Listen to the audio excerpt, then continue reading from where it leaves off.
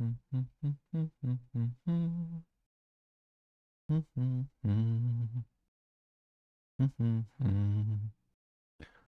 right. Hey, friends, I think we got all the streams live.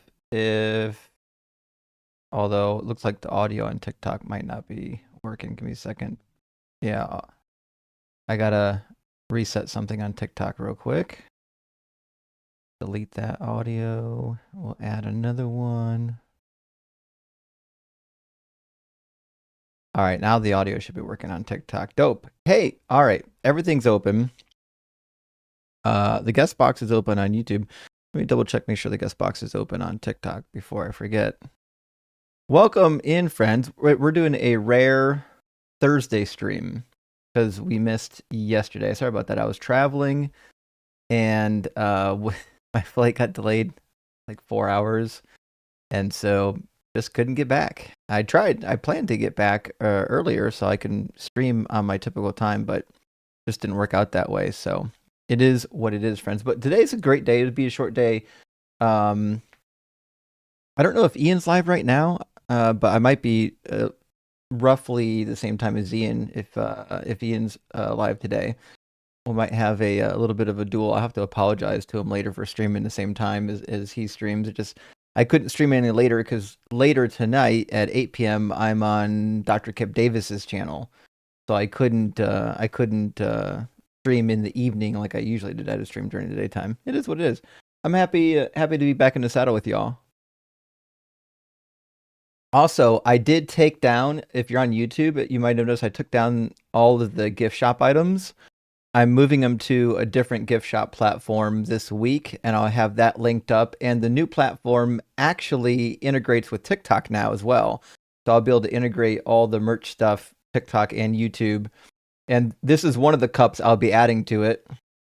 This is a classical painting of Adam and Eve. I forget the name of it, but it actually has Adam and Eve on it, and they've got the serpent painted like a woman. Because the theory at this time period was basically that Satan must have been female because it had like wiles and trickery and deception. So it must be the serpent must have been female, obviously. It's fucking crazy the way people thought, but it's a fun one. All right, let me grab. I got 2 super chats, and then I think we've got a guest ready to go in. So. Connor, hey, good to see you, buddy. Thanks for the super chat. Says, hey, Justin, sent you an email about a crochet dog. I'll be getting back to my emails this week. Sorry about that. I tried to keep on top of them, but there's a couple I didn't get to. No rush. Just needed to know Doug's Canon Iris color before shipping it to you. Slante, cheers. You mean his eye color? Oh, I didn't know Doug had an eye color. Now I have to think about some of the Doug lore to see what his eye color is. All right, we'll talk about this. Maybe some people in the Discord can throw up some opinions, and we can see if Doug should have an eye color, and if Doug does have an eye color, what would be the best eye color for Doug to have. Welcome in, Dalton. Hey, bud. Good to see you. Are you losing your voice? Oh no, I literally just woke up. I literally just woke up. Your throat sounds hoarse. Nay. Today's the big 3-0 for me. Bible guy birthday bash later today. Fucking A. Somebody was just asking me how old you were. I was like, I'm pretty sure he's just shy of 30. Everyone thinks you're 12, but I'm like, no, he's a full-grown adult. That'd be pretty impressive for a 12-year-old. Buddy, you look so young. Like you don't look a day over 21. I would card you every time. Hell yeah, I'd love to hear. Happy birthday, by the way. Yeah, thank you, bud. Well, I'm going to read 2 super chats. Oh, and then our guest just dropped out, so I guess the guest didn't want to actually engage in the topic. But I used to run this topic back in the day, and I love this topic. Today isn't like a 6-hour stream, so I thought it'd be a really good time to do like a niche topic. So today we're going to be asking, why does the Abrahamic God hate women? Which seems to be pretty clear if you read the Quran, Hadiths, and Bible, that this God is not a fan of women. Speaking of which, Gretchen, Good to see you, friend. Thank you for the super chat. Says you're looking very Thursday, Jay. Love the topic. Well, thank you, Gretchen. Yeah, I don't know what a Thursday looks like, but you know, I don't know who's streaming on Thursday, so I hope I didn't take over their spot. But we should have a lot of fun. We haven't done a Thursday stream in quite a while. And Viking Chef, hey, good to see you, friend. Thank you for the super chat. Says Courtney jumped on John Cohen's live earlier. It was a bloodbath. Definitely worth a watch. Rock hard for Doug, and thanks for the Thursday live cook hard. I did not know it. Okay, Courtney is one of those very unpleasant people that is just convinced that she is right and knows everything. And is convinced that every engagement she's ever had, she has dominated them and cooked them, and then will go around saying that. I wouldn't be surprised if Courtney's right now going around TikTok saying that she dominated John Cohen. Nevertheless, if she did have a conversation with John, then probably it's going to be uploaded on YouTube, so we should be able to see it. So I'll be looking for that, and hopefully we'll have that actually recorded. So. Anyways, I'm going to read, we got 2 more super chats here. I'm going to read the super chats. We had a guest that dropped out. Now's a good time to get in before the stream gets busy. We're not doing a 6-hour stream today, so you want to get into the queue sooner than later. If you're on YouTube or Twitch, you can join by going to tiny.cc/DZ Live. If you use the link on the screen, you actually don't have to download any apps or give me any of your personal information. You literally just have to plug the link into your phone or click the link in the description of the video, and you'll be able to get into the conversation. And Nguyen, hey, good to see you, friend, says, cheers, Justin, and welcome back. What do you think about James Dobson's book, Solid Answers, Beat Children book, being recommended by Jeffrey Epstein? You know what? I'm not fucking surprised that Dobson's books, which are horrific, by the way, like I get why he was popular among Christians, but I certainly can't understand why he would be popular outside of Christian circles. It's just preposterous. Nevertheless, I mean, listen, I get it. They think beating children is good. They haven't looked at any scientific data, and so this is where we're at. No, this is how society thinks children need to be treated. Randy Wilson, friend, great to see you tonight. Thank you so much for sending out 20 Deconstruction Zone memberships. And Faraday came to say hi as well. So, Randy, it looks like you got a fan here in Faraday. Hey, buddy. All right, let's grab our first guest. It looks like David is going to be in here first. Welcome in, David. Yeah. There's a problem with your proposition. Now, that's just presupposing that, like, the Abrahamic God hates women. Just shut the fuck up and go somewhere where someone will tolerate that nonsense. These clowns. Oh my God, it's something about the way they talk. I don't know what it is. Yeah, you can tell the first second a word leaves their mouth what kind of human being they're going to be. Because they always start out monotone, saying, yeah, your prompt, I don't like it. I'm going to reword it for you to an argument that I actually prefer. It's actually, to be fair, he said my proposition. I don't know if you knew this, but questions aren't propositions. Like, you can have a proposition inherent in the question, but I could be wrong. I didn't think questions were propositions. Am I wrong here?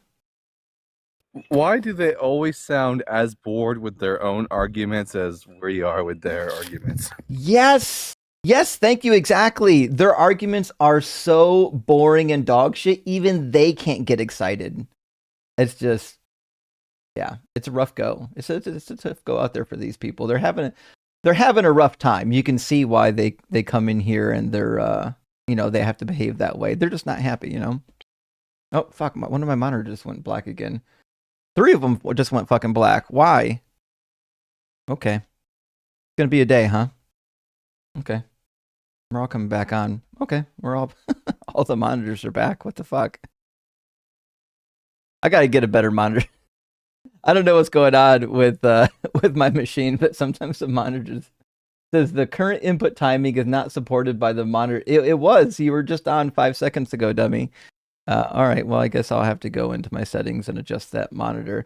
I think I'm just at the like barely at the limit of how much data I can put over a Thunderbolt port, and sometimes one of these displays needs to have the refresh rate drop down to like 30 hertz to not overload the port. So I'm gonna have to.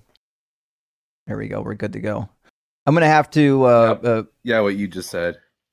Yeah. I'm gonna have to work on the ports. Anyways, we're fine. We're back in action. We've got 2 people loaded up in the YouTube queue.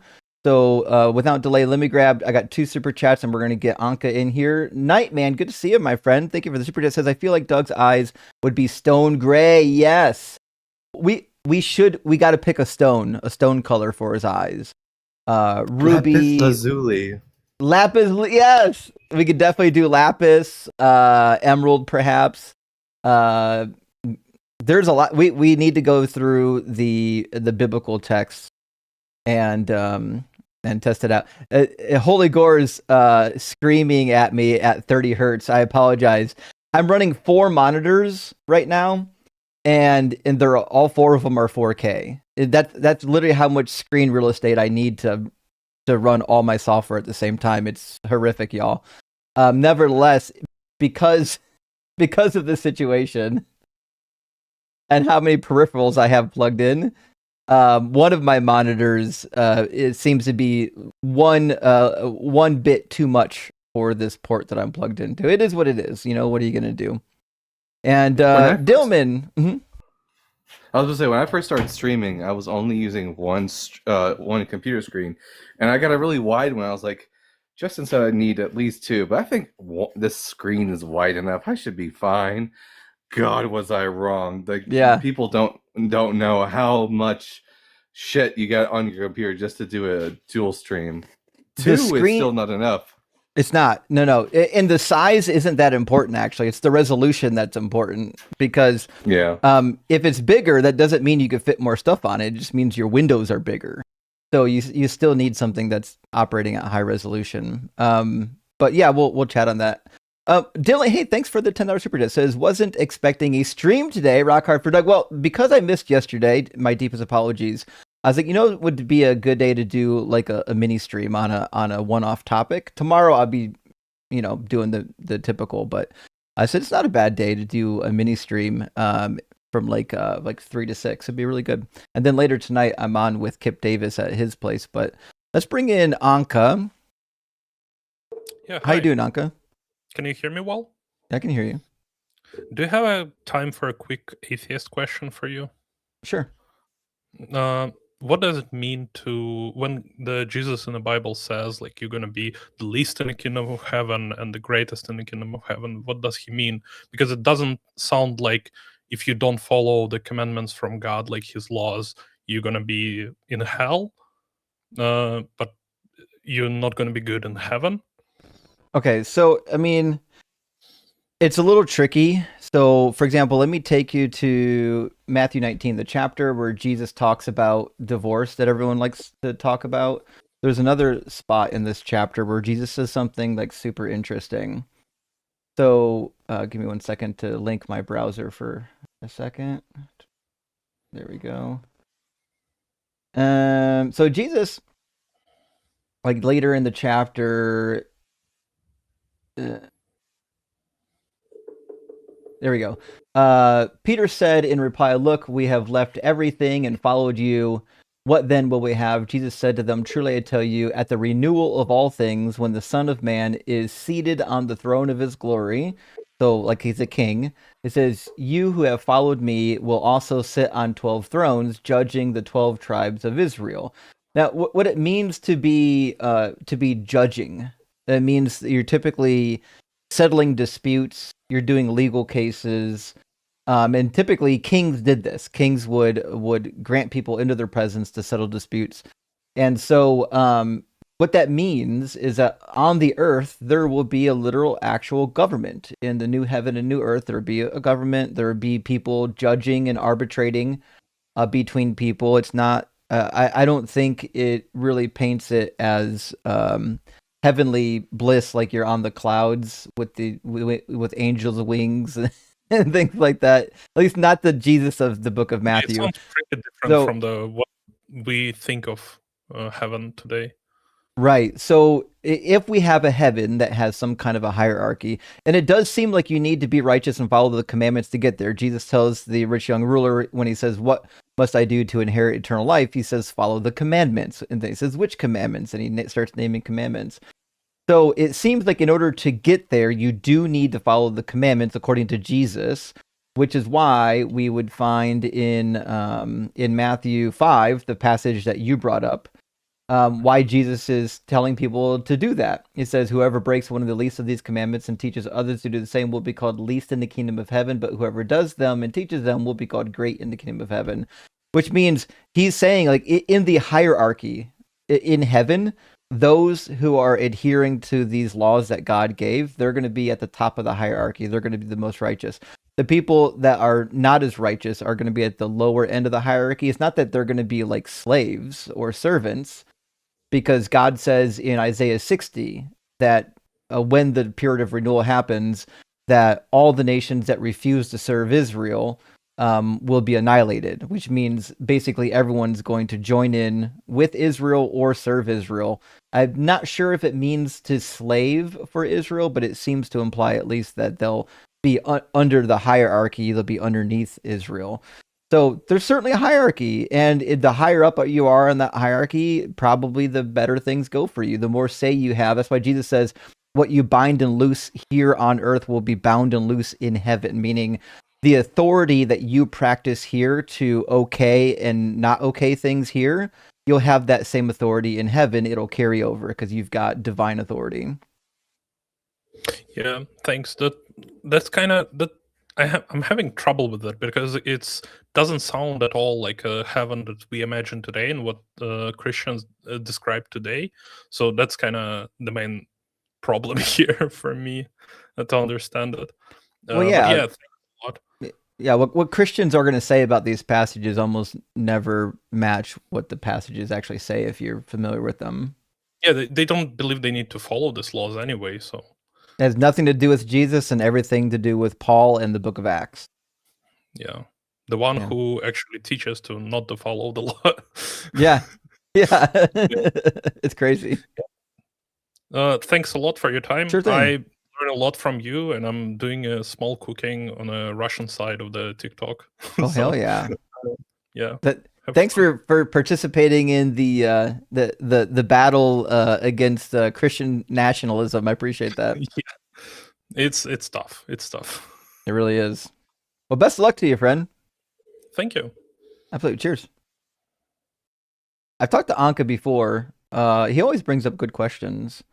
So let me grab our next guest. Before watching on TikTok, you could hit the guest request button. If you're watching on YouTube or Twitch, you can use the link on the screen.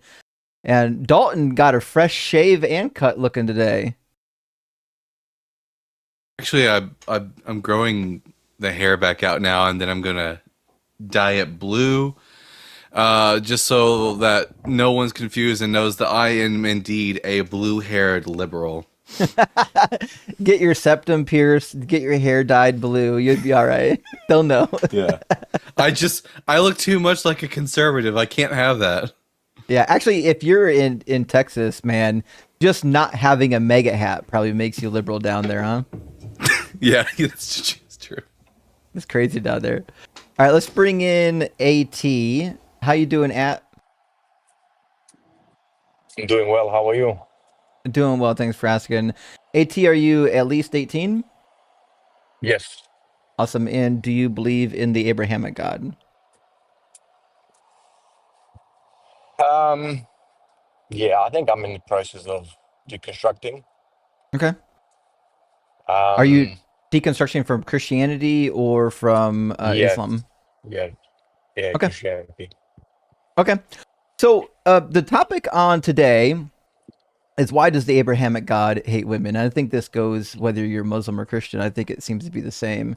Do you think that the women of the Bible are treated with any type of fairness or goodness in comparison to the men? No, I don't think. Right. I don't think so. No, for sure. But that That's certainly seems to be the case. yeah. They get treated Yeah. like property, right? Property. Yeah, for sure. Sure. Um, So yeah, where they it sounds like definitely didn't. sounds like you've worked through some of these topics already, and you're still holding on to the faith a little bit, because you Um, didn't fight me, you didn't complain about my prompt, which means you know no. some stuff needs dialogued about. So what's keeping you in this religion? What's holding you Well, back? it's so you on Dalton. Is it Dalton or Duncan? Because I'm not Dalkin. I'm Dalton or Yeah. because it's sometimes it's Duncan, sometimes it's Dalton. I'm like, It's which one is it anyway? his real name's Dalton, but there's an inside joke for getting his Okay, name wrong. yeah. Fair enough. Yeah. Look, I'm an electrical engineer, electronics, and I know you Oh have a yeah. background as well, and Duncan or Dalton as well. Um, I wouldn't say the Christian God is real per se, but I would say when I look at I don't know the complexity of the human body, to me is like wow, it's very complex. And if I was wanted to recreate it like in robotics, it would be really really difficult, Hmm. right? Like for example, your forearm on how it works and everything else. So to me, it's just it does look like it's some sort of design. Like otherwise, we would find some sort of iterations, like trial and error, or maybe we didn't find it. So to me, that's sort of like I can't go past that because yeah, it looks like it's a bit of a design. Okay. What do you think? I just want to know. Just wanted to get your opinion because I know you got a background in engineering and design as well. So Yeah, what do you actually, think so about that? my background in engineering, especially in programming, I think it to me lends itself more to the belief in evolution, because when we look at our bodies and our DNA and how the rest of the biological organisms work, it lines up one to one with what you would expect from evolution. But if you expect it from creation, it brings up a lot of tricky questions. So if you believe in evolution, you're expecting that we've been copying DNA for billions of years, and when that happens, you get a lot of like you did engineering, so you understand when you do a project in engineering, typically you don't start from scratch every time. You'll like typically find a similar project that you've already done, and then you'll take the drawings in the program and you'll modify it to the needs of whatever your new spec is. And then what happens is you keep doing that for years. And eventually you have a machine that's like full of dead code. You have to go back and clean out the dead code. And you've got some stuff where like somebody accidentally broke, one of your functions, so it's not returning values anymore. And when we look at our DNA, that's exactly what we find. We find that there's tons of dead code. There's lots of nearly functional DNA sequences, except for like one tiny part of it's wrong. And it just seems to be inevitably clear that we're an evolved species, and we share so many of these functions with other animals. Some of them, like that, are dependent on retroviruses that would only come about if we had shared DNA. But I hear Dalton's microphone's on, so I think he's got something to add. I was saying, and with my background being wood paneling, I can't help but the fact that the same pipe that we eat from, if you just breathe wrong while eating, you will choke, which seems like bad design. The fact that I am wearing glasses means the human eye is definitely not optimally built. It's actually haphazardly put together. Like I'm literally the sides of my eyes. I'm always hallucinating in order to make up for the fact that there are literally wires crossing over my eye. Inside, if you go inside the eye, there are like these like little wires in there, and we have to hallucinate them away. It's. I definitely don't look at the human body and say that is a well-oiled machine. Yeah, so Yeah, I wouldn't say it's yeah. that was one question I Yeah, I would had. yeah. Dalton and I really agree on this point, which is if there was a design, why does it seem like such a shitty design? Yeah, I mean, it's definitely, yeah, it seems like it's half-assed done, I think. But yeah, it's definitely not optimal design, yeah, for sure. And obviously, Christian would say, yeah, because of the fall, because of sin, and Adam and Eve and all that stories. But Sure. I So haven't looked in biology deep enough to see all this. In DNA, yeah, I haven't looked into biology enough, I think, to sure, make but a decision. so the fall is like the blanket response for why are things fucked Yeah. up, but that doesn't actually fix anything because if Yeah. the fall is the reason for all this bad stuff, like these bad designs, as you might say, then it seems like now, like we're not actually all that well designed. We're just like admitting that we're not designed well, and now we have an excuse for why we're not designed well. But like, if God is such a maniac that after Adam and Eve ate the fruit, that he just made it so that like he just went into everything and fucked it all up. He just like, well, it was good. Now I got to go in and fuck it all up. That to me, like, if he's still a designer, now he went from being an incompetent designer to being a malevolent designer. Why would he change the design to be so horrific that, like, I don't know if you've ever like experienced childbirth. Childbirth is fucking horrific. Like Oh women yeah, in for history sure. have died at alarming rates giving birth, and children die at alarming rates even today in some countries. If there's a god that did that on purpose, the god's evil. Yeah, no, I understand. Yeah, no, I've been through it, and it's very traumatic, even for men, Yeah. not just So for women. I mean, what makes more sense? That there's a god that was so upset that somebody ate a piece of fruit that he had to make it so that like women and babies are dying giving birth, even though he commanded them to have children, or that maybe we're a product of chaos and that we actually just evolved to be like this. It sounds like the latter Yeah. to me. Um, yeah, for sure. I mean, it Do you know what it, point it points that way. Mhm. Yeah. Do you know what pseudogenes are? No. Pseudogenes are really interesting. So basically, like as our DNA gets copied, there's mutations and errors, or even as you're alive, your DNA can get damaged, and then that damaged DNA gets copied. But typically, what happens is it results in these pseudogenes, meaning genes that are there, but they don't really work anymore. They're like ghost genes following us around, right? We've got a lot of these Okay. pseudogenes, and it's really interesting to see where they show up because they're in all over the animal kingdom. One of my favorite instances that I think really points towards evolution is the fact that we've got like dolphins and whales that we knew originally were land animals that ended up evolving and adapting to be in the water, which is why they still breathe air in like lungs, not rather than gills, and they've got a blowhole, the whole thing. So, anyways, my point behind this, Mm. so one of the really interesting things that we find is that they can smell, animals in the water can smell just Mm. like animals of the air.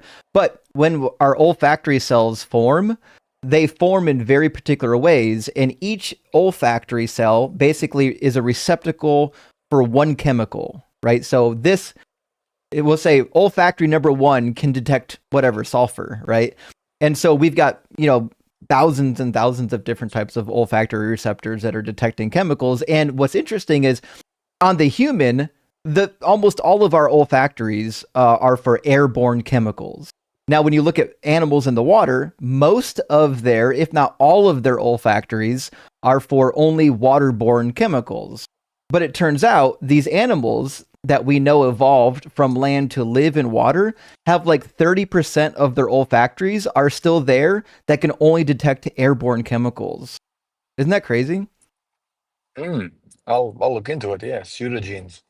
They're just Yeah, useless. They're definitely not really crazy. doing a whole lot of Yeah, yeah, anything for them. I mean, and like even yeah. chickens used to have teeth, and so there's been a couple science experiments where people have just barely tweaked like one thing on a chicken beak, and boom, it developed teeth. Because most of the Mm. genes to develop teeth are there, they just need to be expressed. So there's a lot of genes that are still there. They just don't express themselves anymore. And so there's so much really cool evidence for evolution that I think the more you learn it, first of all, the more interested you become because it's such a cool topic. I'm a baby. I'm just learning. But also, I think it really helps to cement the idea, like, hey, listen, we're a species trying to get better, but we definitely seem to be an evolved species. Yeah. So other Sorry, can than you hear me? yeah, I can hear you. Other than the design argument, what do you think is compelling to you? I think that's pretty much it, to be honest. I mean, Oh. so that means Ken Hovind is wrong, huh? Yeah, Hovind Yeah. Hovind isn't really an expert at much. Let me put it this way. No, So I know. I okay, used to watch him when I was before he went to prison. I'm like, wow, yeah, this is the best thing invented since sliced bread, because I never heard anyone speak about Christianity and evolution. And then I heard him debate some atheist. I'm like, man, he's full of it. Like, he is just sticking to one King James translation, and he's yes. just barking out. It's like, come on, man. Like, Well, yeah. So the that's why that's how I started. the King James only stance that he's always had was one of the reasons, even as a Christian, I stopped taking him seriously because, like, I went to school and I actually learned the languages, and the King James version makes no sense once you learn about the languages and the manuscripts. And he was so. I thought to myself, if he could be this stupid about the King James, I wonder how stupid he is about evolution and all this other nonsense. And I started, studying all of his claims. It turns out he doesn't have a whole lot of good claims about anything. No, that's what you expect from a high school teacher. Right? Yeah. Anyway, well, to answer your other question, is the Christianity one of the most difficult religions to untangle? Because I feel like it's got these loopholes where it's always circular, and like you can never corner God. It's always your fault. Like, for example, if I found in my life, and if you pray something or it doesn't come true, it's always Yeah. you who is the problem. It's never God. You can never really pinpoint what is the problem. That's one of the difficulties you find in Christianity, like trying to untangle it for other people. Yeah.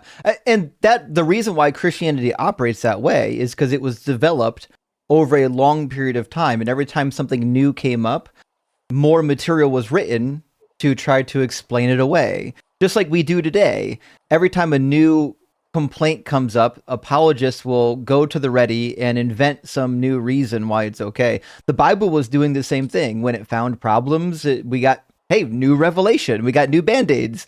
But I mean, if you patch software enough and you get, down the road, people are like, what's all these patches doing? How come we don't just start from scratch and get something that's actually not all fucked up?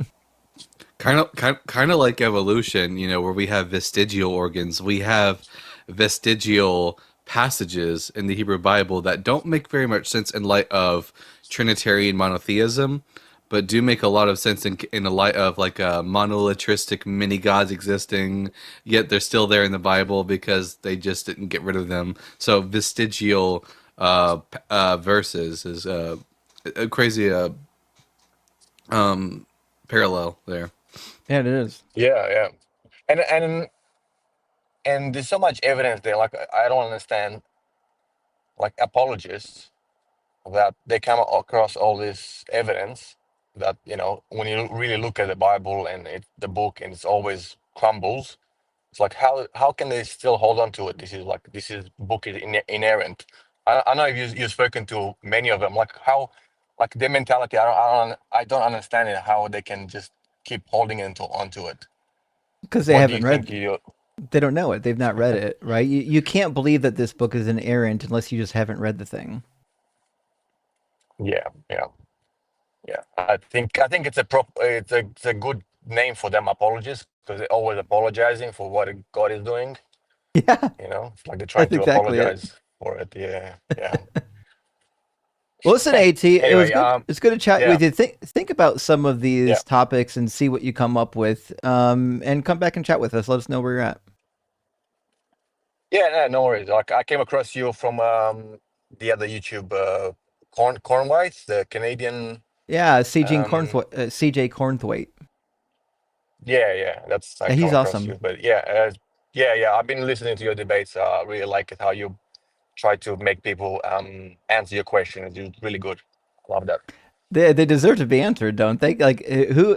You ever watch 100%. politicians get grilled and they don't answer a single question? How unsatisfying. Yeah, yeah. They are Awesome. very greasy pigs sometimes. You really gotta hold them down and really make them. They don't like it, but it's so satisfying. It is. It's great. It's great. Awesome. Thanks for your time. Absolutely. Cheers, friend. Best of luck. Cheers. Well, Just last night I was thinking about creation, and I was thinking to myself, ironically enough, though the haphazardly way that the world works does fit if it was created by the God of the Bible, just not the God of Christianity, like the omnipotent, yeah. all-knowing God, but the God who's fucking up left and right, who is learning discursively. Like the fact that human beings are Mhm. so fucked up, mechanically speaking, would make sense of a God who doesn't know exactly what they're doing, like Yahweh. Yeah, you know what? We should do that. We should. I'm going to put a note in for later. Things to remember. I'm going to say, new. That's Australian new. I'm going to say, new topic. And we're going to say, God is incompetent. Fantastic. I love it. Okay. So we'll do God is incompetent as a topic sometime and see how that goes. I think it'll be a good time. We'll see some people crash out for sure.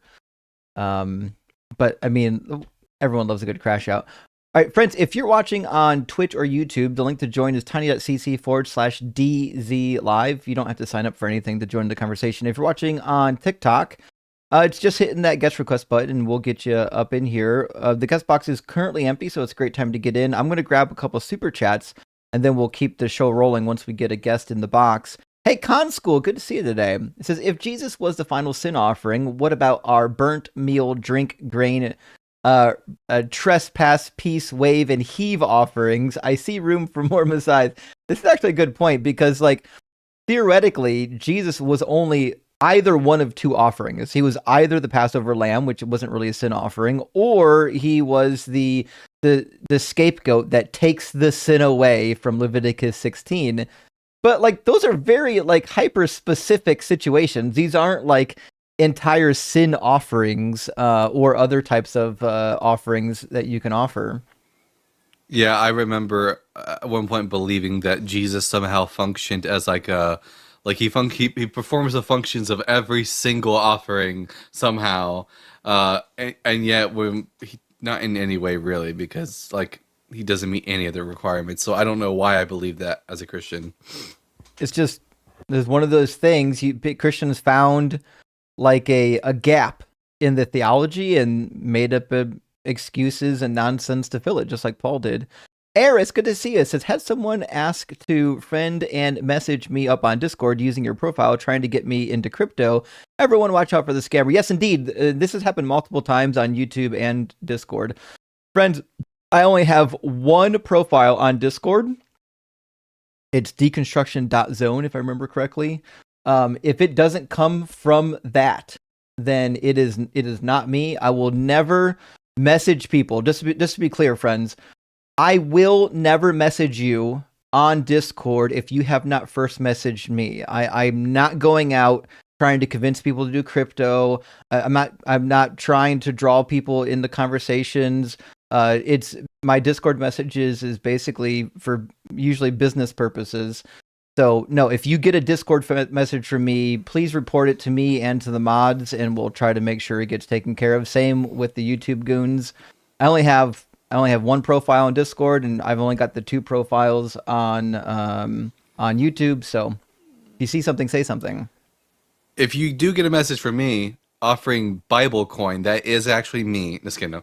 By the way, I do have to call out a really great comment Someone said, I only believe in 12.5% of the Bible.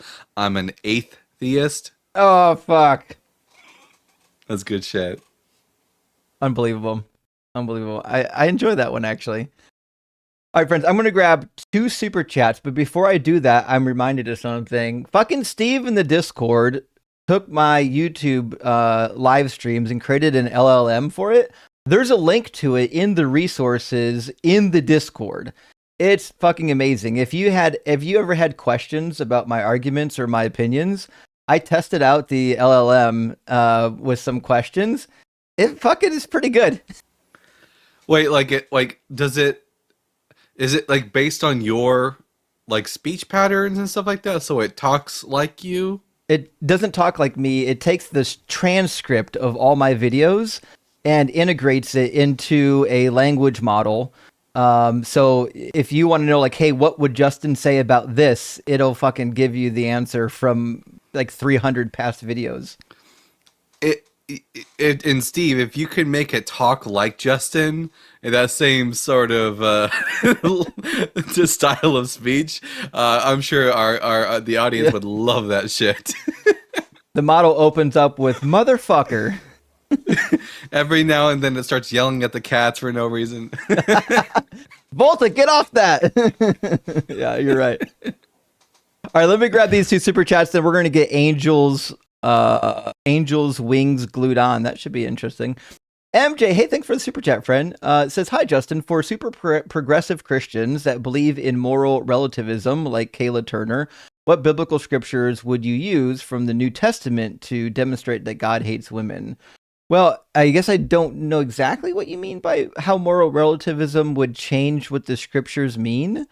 But like, I don't know, like if she thinks God used to hate women, but now he doesn't hate them as much. I don't know if that's what you're getting at. But my point is, even if it's God only temporarily hated women, then it's still the same argument, right? But I would point towards a couple passages. Some of my favorite are like 1 Timothy chapter 2. In 1 Timothy chapter 2, he basically is pretending to be Paul, is like, sit down and shut the fuck up, and here's why, right? So, for example, let me grab 1 Timothy 2, and you'll see what I mean. If you specifically want passages from the New Testament. Now, we could go Old Testament because Jesus told you to follow the Old Testament laws, but let's take a look at 1 Timothy 2 real quick.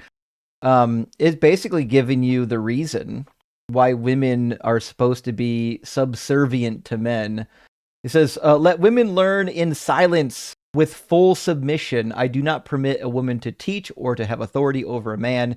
She is to keep silent. For Adam was formed first, then Eve, and Adam was not deceived, but the woman was deceived and became a transgressor. Yet she will be saved through childbearing, provided they continue in faith, love, and holiness with self-control.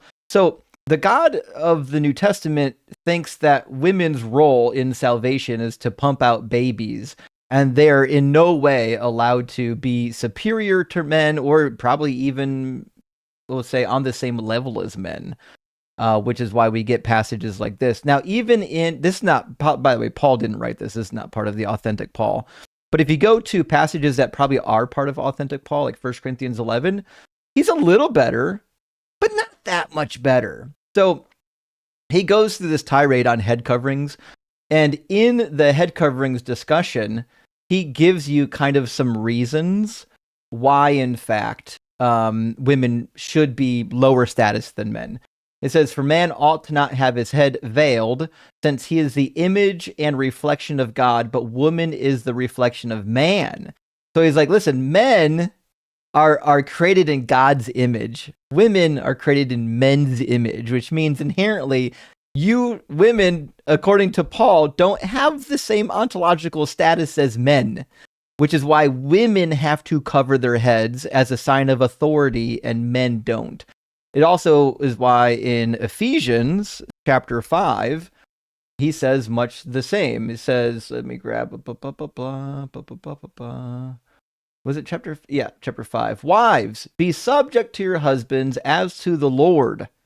For the husband is the head of the wife, just as Christ is the head of the church, his body, as himself its Savior.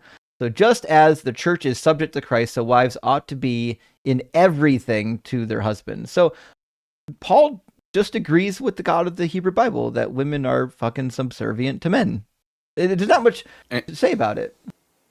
And as we've established in the lore, the reason why Yahweh hates women so much is because of his horrible, nasty divorce with Asherah. Yeah. And also he looked into the future and watched Andrew Tate videos, and he just became too toxic. That's 100%. Andrew Tate is fucking wild, by the way. Great use of words on that one. L-Teen, my friend, thank you so much for the $50 super chat. I really appreciate that. It's huge.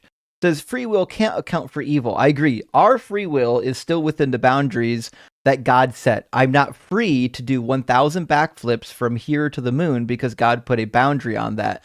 Why not give us free will and put a boundary on atrocities? I agree. And Ian has an argument for this, actually, that I love, where he's like, listen, we could literally end rape across the board if God made it so that we could literally only engage in sexual acts if we are willingly and consensually exchanging pheromones, right? So, like, there's so many ways, like, we could eliminate the atrocities without, like, necessarily violating free will. But you guys know my position. God doesn't give a fuck about free will. He violates that shit all the time. He doesn't care. That's just like a cope that Christians have to deal with. And Randy, nope, not Randy. I got so used to seeing Randy. Sonus. Thank you so much, Sonus, my friend, for sending out 20 DC Debate gifted memberships. That really helps the channel a lot. And big W to everyone who got a free membership today. Huge. All right, let's get, I think, Rum from our TikTok queue YouTube queue into the conversation. How you doing, Rum? Hi, can you hear me? Yeah, I can hear you. Rum, are you at least 18, and do you believe in God? Hi. Yeah, I'm well over 18, and we talked previously. I'm deconstructing. I think. Okay, so you're currently deconstructing, and you're deconstructing from Christianity? No, from Hinduism. Oh, did you say Hinduism? Yes. Oh, yes, been a minute. Okay, so where did we leave off last time we talked? So last time I came in with a pretty Philbro argument. Let's be honest. About idealism, the consciousness first type of thing, which has always been a thing in Eastern philosophy, right? Yeah. And you were, I think you had a response to it, which I found fairly convincing, which is that sure, it solves the problem of solipsism, but it doesn't really. And any empirical evidence that it shows is like, super like quantum mechanics-y stuff like that, which you can't actually interpret. So what's the reason to think that consciousness is fundamental? I think is what you said last time. Yeah, something about that, but I also, right now it sounds like your finger is on your microphone. Can you uncover your mic? Is it better now? Yeah.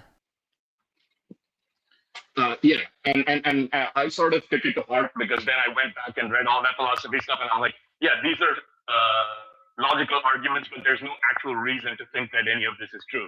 It could be true. There's nothing that can disprove it, but there's no affirmative evidence to think that it's true. And that led me down the path of, well, in that case, then I'm definitely not a Hindu, because Hindu is someone who believes that the Vedas / Upanishads have spiritual truths, right? Right. That there's something true about it in terms of morality and spirituality. Well, if it's not the case that, the philosophical aspect of it is true, then I'm definitely not a Hindu. Hey, Rumage, I'm really having trouble hearing you. I don't know if your phone is having trouble, but it sounds like you're in the other room right now.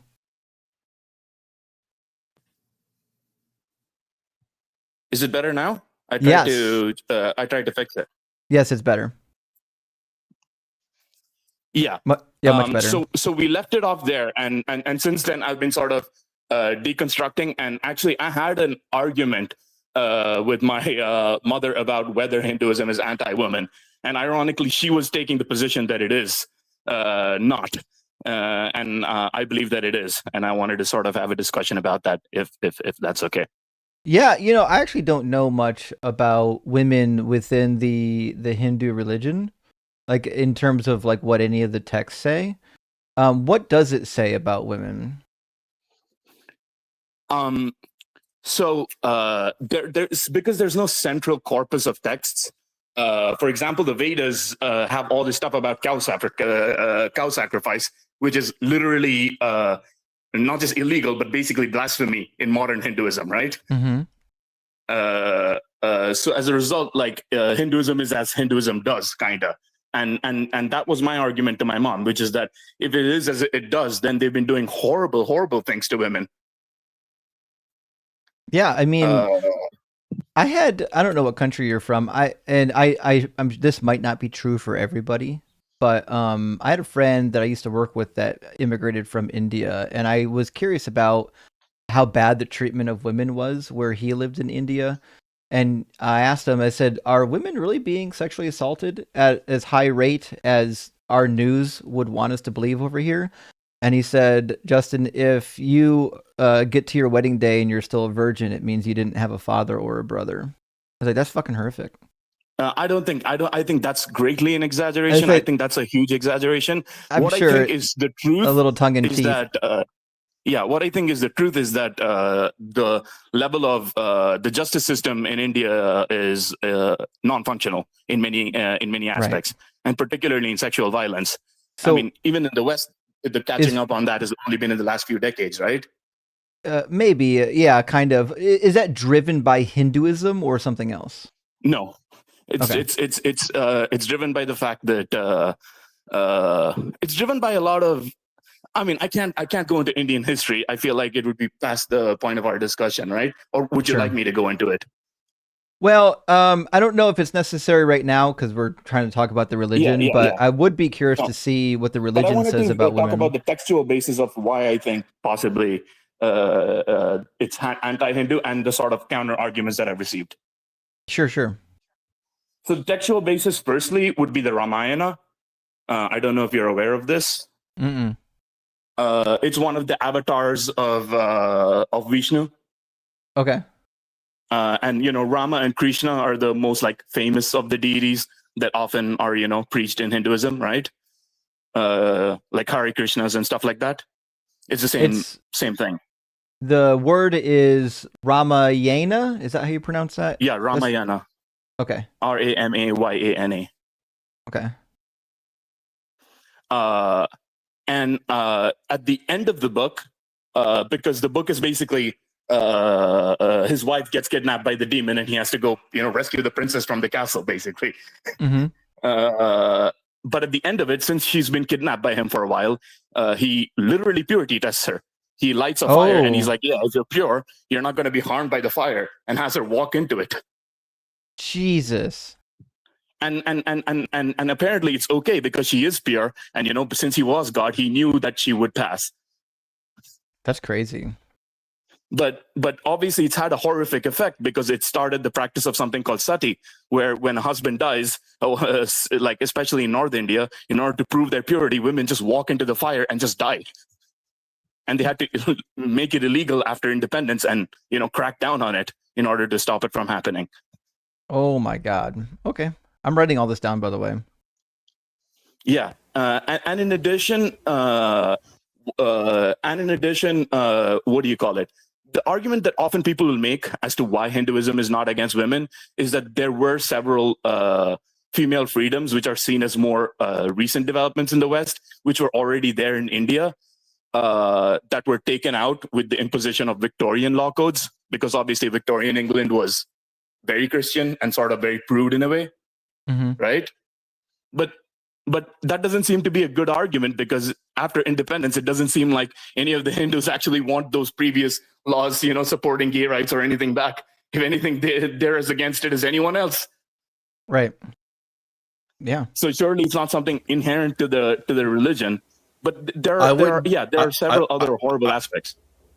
I wouldn't be surprised if, because of the close relationship that Hindus and Muslims have had in India for quite some time, in Pakistan, if Islam hasn't in some way influenced the thinking of Hindu men in relationship to how they treat women. It has, but I would argue the greatest impact was the whole-scale revision, because India never had a central law code until England imported its entire law code onto India. as a result, India still has Victorian laws, which are on the Mm-hmm. books and are being practiced. And like it's the law of the land now.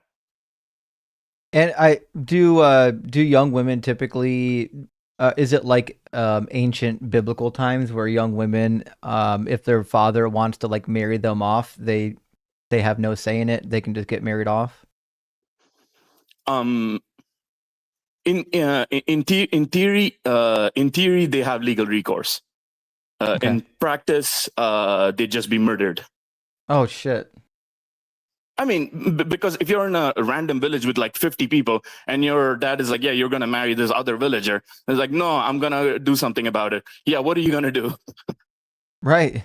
I mean, what are you going to not a do? whole Me and lot. 5 of your brothers are here and we don't have any problem murdering you because sounds like they sounds like your argument is probably on pretty firm ground. I assume because of the age of Hinduism that they share many of the same viewpoints on women that a lot of ancient cultures had, right? And this is my mom's counter argument, which is that because Hinduism has multiple philosophies, and there are philosophies where you replace Vishnu with a female deity, and theoretically India's had female rulers. Therefore, all these dogmas are just one school. And the fact that it's mainstream is only a temporary thing. It's not actually true. Right. How do you answer people like that, where they're like, yeah, that's just sort of one of the things, but don't worry, they're actually wrong. I'm actually right. Sounds about yeah. Apologists are always going to do what apologists do. You know what I mean? Yeah, but at least with Christianity, you can point to the Bible and be like, yeah. But me, if I point to that part of the Ramayana, they'll just be like, yeah, it was added in the Middle Ages. Oh, I see what you're saying. Yeah, they're going to say, well, it's not because authentic. You can't hold anyone to anything. You can't hold anyone to the Vedas because 99% of the Vedas is directly contradicted by Hinduism now. That makes sense when you have a central text, but the central text doesn't seem to be like inerrant. It's easy for some people to adopt it and some people not to adopt it. Yeah, because the common view is that the Vedas are divinely inspired in that they pulled out, sort of like in the Platonic sense, spiritual truths exist, and they pulled it out and wrote it down there. But since moving from the abstract to the real realm breaks things down. There's nothing that's the perfect triangle doesn't exist within reality, right? So therefore, the perfect spiritual truth doesn't exist in a society, and so you can reinterpret it as you please. Right. No, that's true. Mm-hmm. Which means there's no counter argument. But surely the practice and the experience of women on a day-to-day basis should be evidence that it's anti-women, right? It's even either evidence that the religion is misogynistic and silly, but to believers it would just be evidence that women need to be subject to men. Like if you press Christians on these topics, Christians will just cave. Rather admitting God is a misogynist, they'll just say, well, this is how God ordained it. It doesn't matter if you like it. Women belong in the kitchen barefoot and pregnant. So some of them might just double down on it.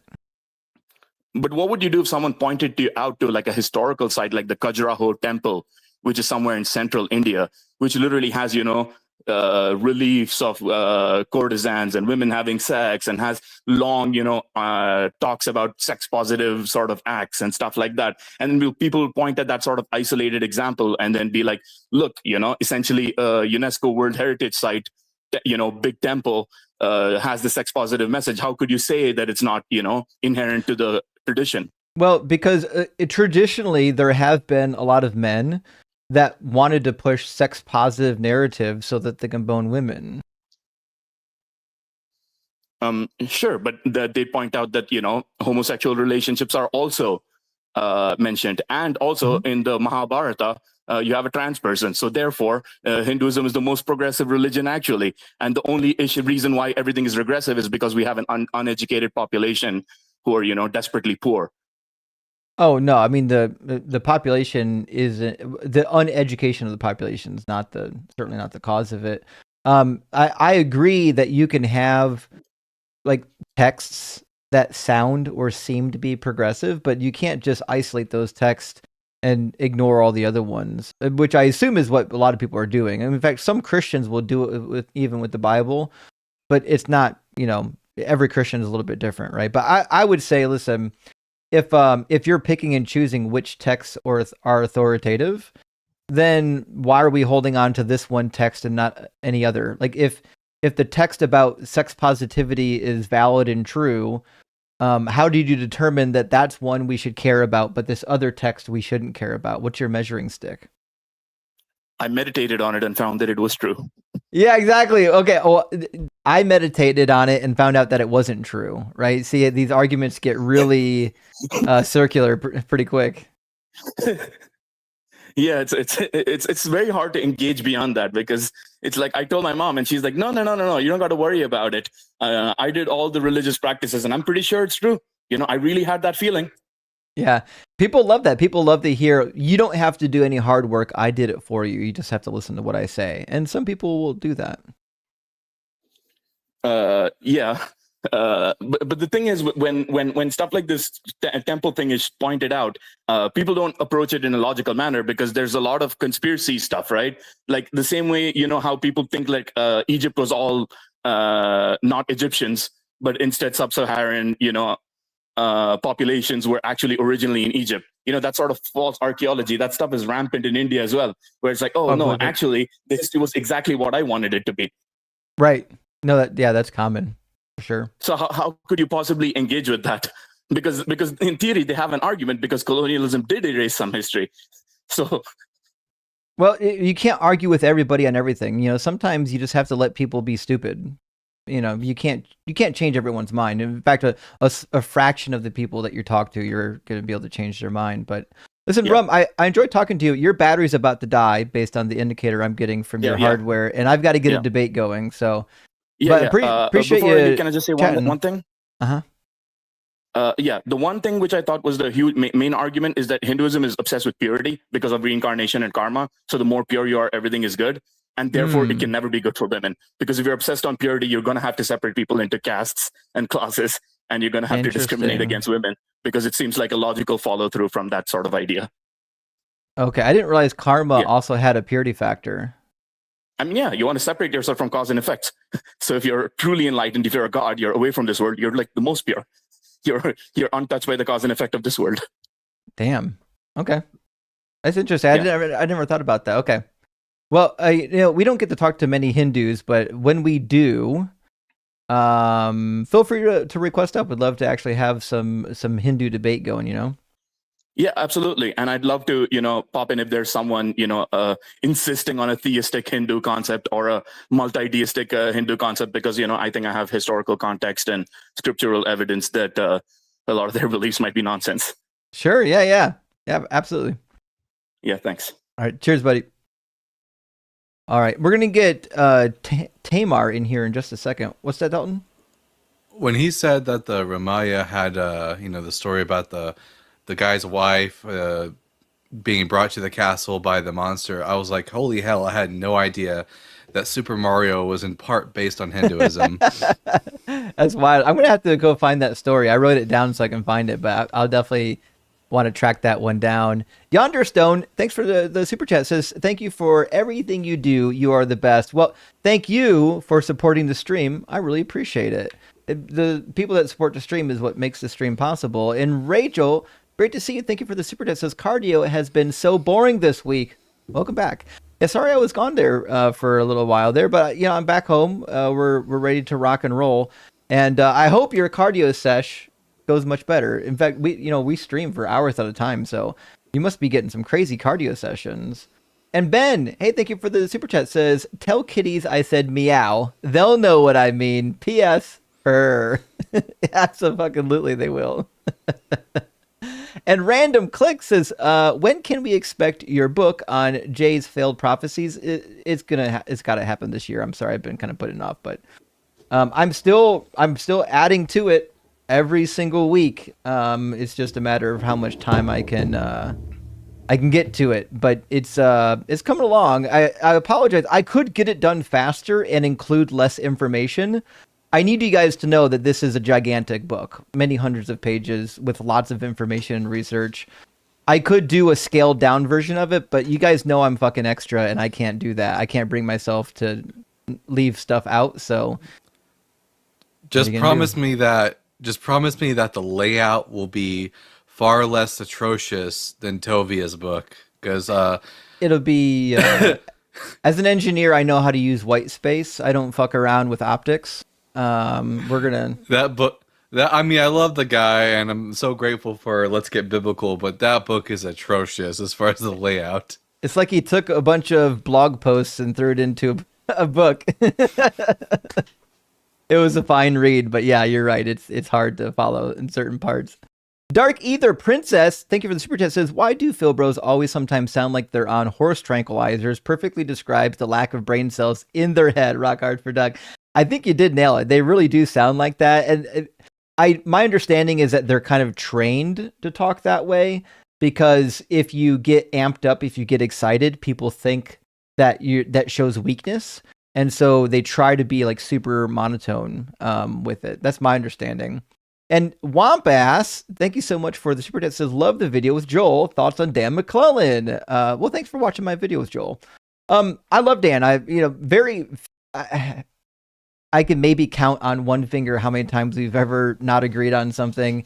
Dan does a really good job of representing where mainstream scholarship is on stuff.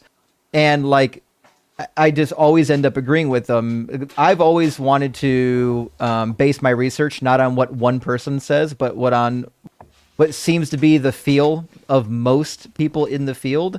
And he does a pretty good job of capturing that. I feel like usually what he says is what I've heard from all the other professionals who have PhDs in their niche fields. So love Dan McClellan. Definitely get his stuff going if you haven't. And yeah, as I sit here with my data over dogma hoodie, yeah, Dan's okay. He's great. He really is good. And the other Dan, Kinda Scholarly, thank you so much for the $10 super chat. We had guests waiting to get in momentarily, Tamar or Tamar, however you pronounce it, and they dropped. So if you want to get in, just request back up. We'll get you back in. But until such a time, we're going to get a couple of these super chats knocked out. Kinda Scholarly, I mean, that describes a lot of us, right? New worst bit, Numbers 11, 31 through 34. God sends... Oh, yeah. Yeah, it's a tough one, actually. God, when he's mad at the complainers, God sends quail, then smites a bunch of people for no reason. The reason was they were complaining about their lack of fucking food, right? Quail in that area eat hemlock, and if you eat too much of them, you get rhodbomyolysis and die. I had no way I'm going to pronounce that one. You're probably right. I don't know anything about regional quail, but I do know that the biblical story is absolute nonsense. And it's funny too. You can compare the quail narrative in Numbers to the quail narrative in Exodus, and you actually find that they don't fully agree on how the events went down, but they do agree on God getting fucking mad about them asking for meat. And that's why God's like, I'll fucking give them some meat. I'll give them so much meat that they get sick on it. It's crazy. God wasn't trying to protect them. He was trying to harm them. Jeff Rowe, sorry, thank you for the super tip. Says Doug may have bronze eyes, like the kind you dig for. Maybe bronze or brass would be nice. It would reflect well in the light. It would look pretty fierce. We got to get really good eyes for him, is what I'm saying. They got to look really cool. And Reverend Nate, good to see you tonight. Thank you so much for the super chat. It says, picture God and Satan in court seeking custody of humans. Satan just pulls out a copy of the Bible and submits it as evidence. Case over. Satan wins. If Satan and Yahweh went to court against each other, there's no way Yahweh could win. I mean, the amount of evidence on file for this goof would be overwhelming. Satan, no one can seem to pinpoint anything he actually did wrong, other than the Bible God saying, me no likey. Your Honor, I have textual evidence that the opposition has ordered me to kill a man's family. I mean, yeah, it'd be easy. Yeah, actually, you just, here are the files, Judge. Zach, thank you so much for the super chat. Says, did Lot's wife have to turn into salt, or was that just her lot in life? Oh, that was pretty good. My personal opinion on the Lot's wife situation, there's two ways to read it. You can read that she just looked behind her. I think there's another way to read it where you could say that maybe she was lingering behind, based on how we're going to use the Hebrew word achari or achar. It seems like there's a possible reading that she was just lingering behind, and she got she was actually not like ready to leave. Maybe she didn't want to leave, and God was like, boom, pillar of salt. The other reading is just that she was, she looked back in sadness, and God said, "Not fucking today." But the reason why the story exists is because in that region they used to have these pillars that were, essentially made from sulfur and salt, right? And they had to explain them. There was probably one that looked roughly like a human, and it got nicknamed as Lot's wife, and that was the backstory for it, right? So, but the famous one that they call Lot's wife over there is like 20 feet tall. It's clearly not fucking Lot's wife. It's just a statue or a remnants of chemical reactions in the region. Earthmont, good to see you, friend. Thank you for the $5 Canadian chat. Says KJV is perfect until you start reading it. As soon as some horror arises, it's a bad translation or hyperbolic language. Christians lie constantly. This is a good point. When they'll come up and tell you that the Bible's perfect, especially in this translation, the minute you point out something horrible, they will immediately, just like drinking a glass of water, like nothing ever happened, just immediately lies will start falling out of their mouth about the text. Well, this was translated wrong. Do you know the languages? No, of course not. Well, how the fuck do you know it's translated wrong? Well, it turns out this text is corrupted. Well, how do you know it's corrupted? Well, because I need it to be corrupted so that I can still believe my fairy tales, right? It's just endless. There's always some excuse for why the Bible is wrong, even though the Bible can never be wrong to them. It's pretty wild. Hey, Grandma's wet. Oh boy, I got some questions about your relationship with Grams. You should do a bit where you answer questions, then ask the LLM the same questions and compare the answers. I did ask it a couple answers, and it was pretty good actually. It responded pretty well. So I haven't spent a ton of time with it yet, but I'm definitely going to spend some time with it. So that should be a lot of fun. I'm going to also. So I used another language model to because Steve gave me the idea when I saw his to put together all of my books, my ebooks as resources to build a language model off of. Now I can't share it with anyone because that would be illegal because of copyright issues and DRMs and things like that. That being said, I thought it really would be fun to take my channel where I read a lot of these mythological texts and use those videos for the LLM, which should be actually legal because I'm not reading the entire text. I'm just reading snippets from them from the ancient Near East. So that might be something we can work on. But yeah, go to the resources section of the Discord and get yourself a copy of the notebook language model that Steve put together. And Eric says even passing the Deuteronomy 22 test is horrific. Okay, go back with your husband who just tried to have you stoned. Also, you're 100 shekels poorer now. It's a really crazy situation because if it turns out that she was indeed a virgin and he claimed that she wasn't, well, he's got to pay a fine. So now her and her husband have less shekels because he had to pay a fine over it. So not only was she innocent, she still gets punished because her family, her husband, she's got to go back to this monster, and the monster has less money, is likely going to take it out on her. Like, he's going to be pissed that he had to pay the fine and he lost in court, and he's going to take it out on his wife that he nearly just tried to have her killed. Like, could you imagine trying to have your new wife killed for the virginity test, and then she gets to go back home with you when it fails, and you're just you're gonna treat her like fucking nothing happened? No, of course not. Get her out. Get her out of there. She's in the basement. She's locked in the basement right now.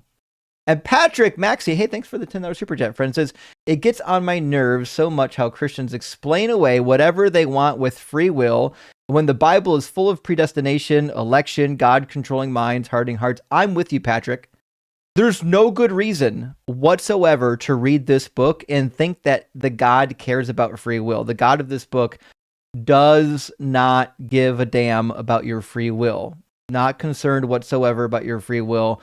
That's nonsense that Christians have to make up to make the stories more palatable.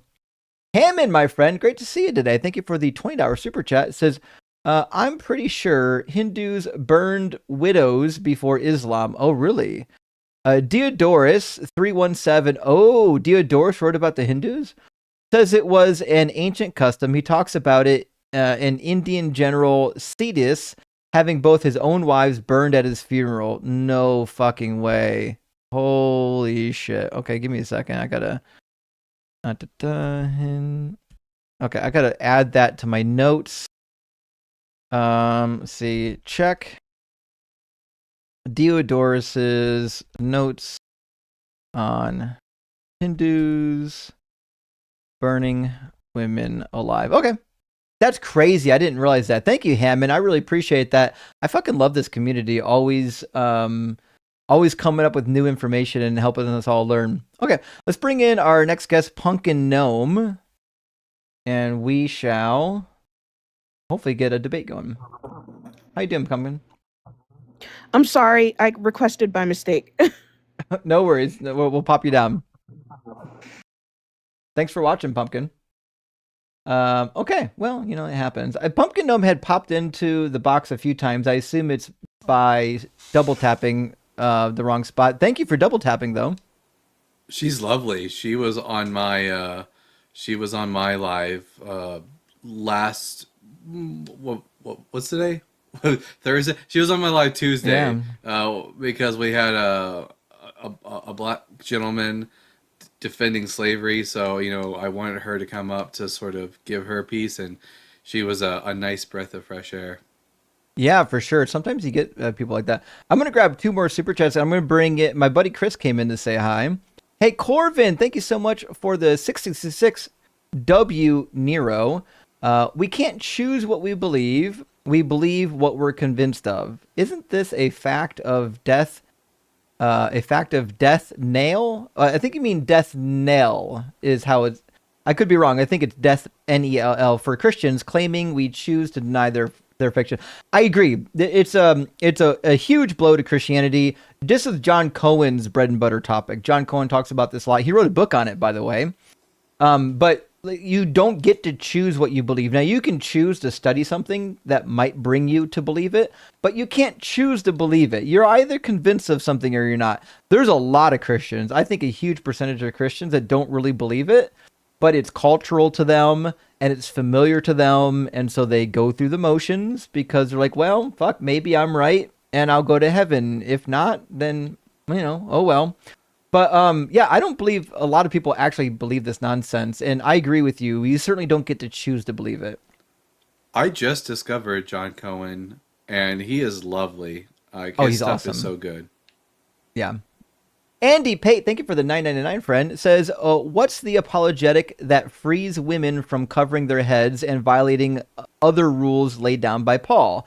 Maybe I heard wrong. I mean, don't they say Paul eliminated the Mosaic laws? So here's the thing. The Mosaic laws doesn't really cover head covering. Head covering is more of a cultural thing. But in 1 Corinthians 11, Paul does make a case, and then he destroys his own case. So here's why I think most Christians have been always confused about head coverings. Some of them demand it, and some of them don't. Now, we do find in the Hebrew Bible, there are some topics that touch on head coverings, for sure.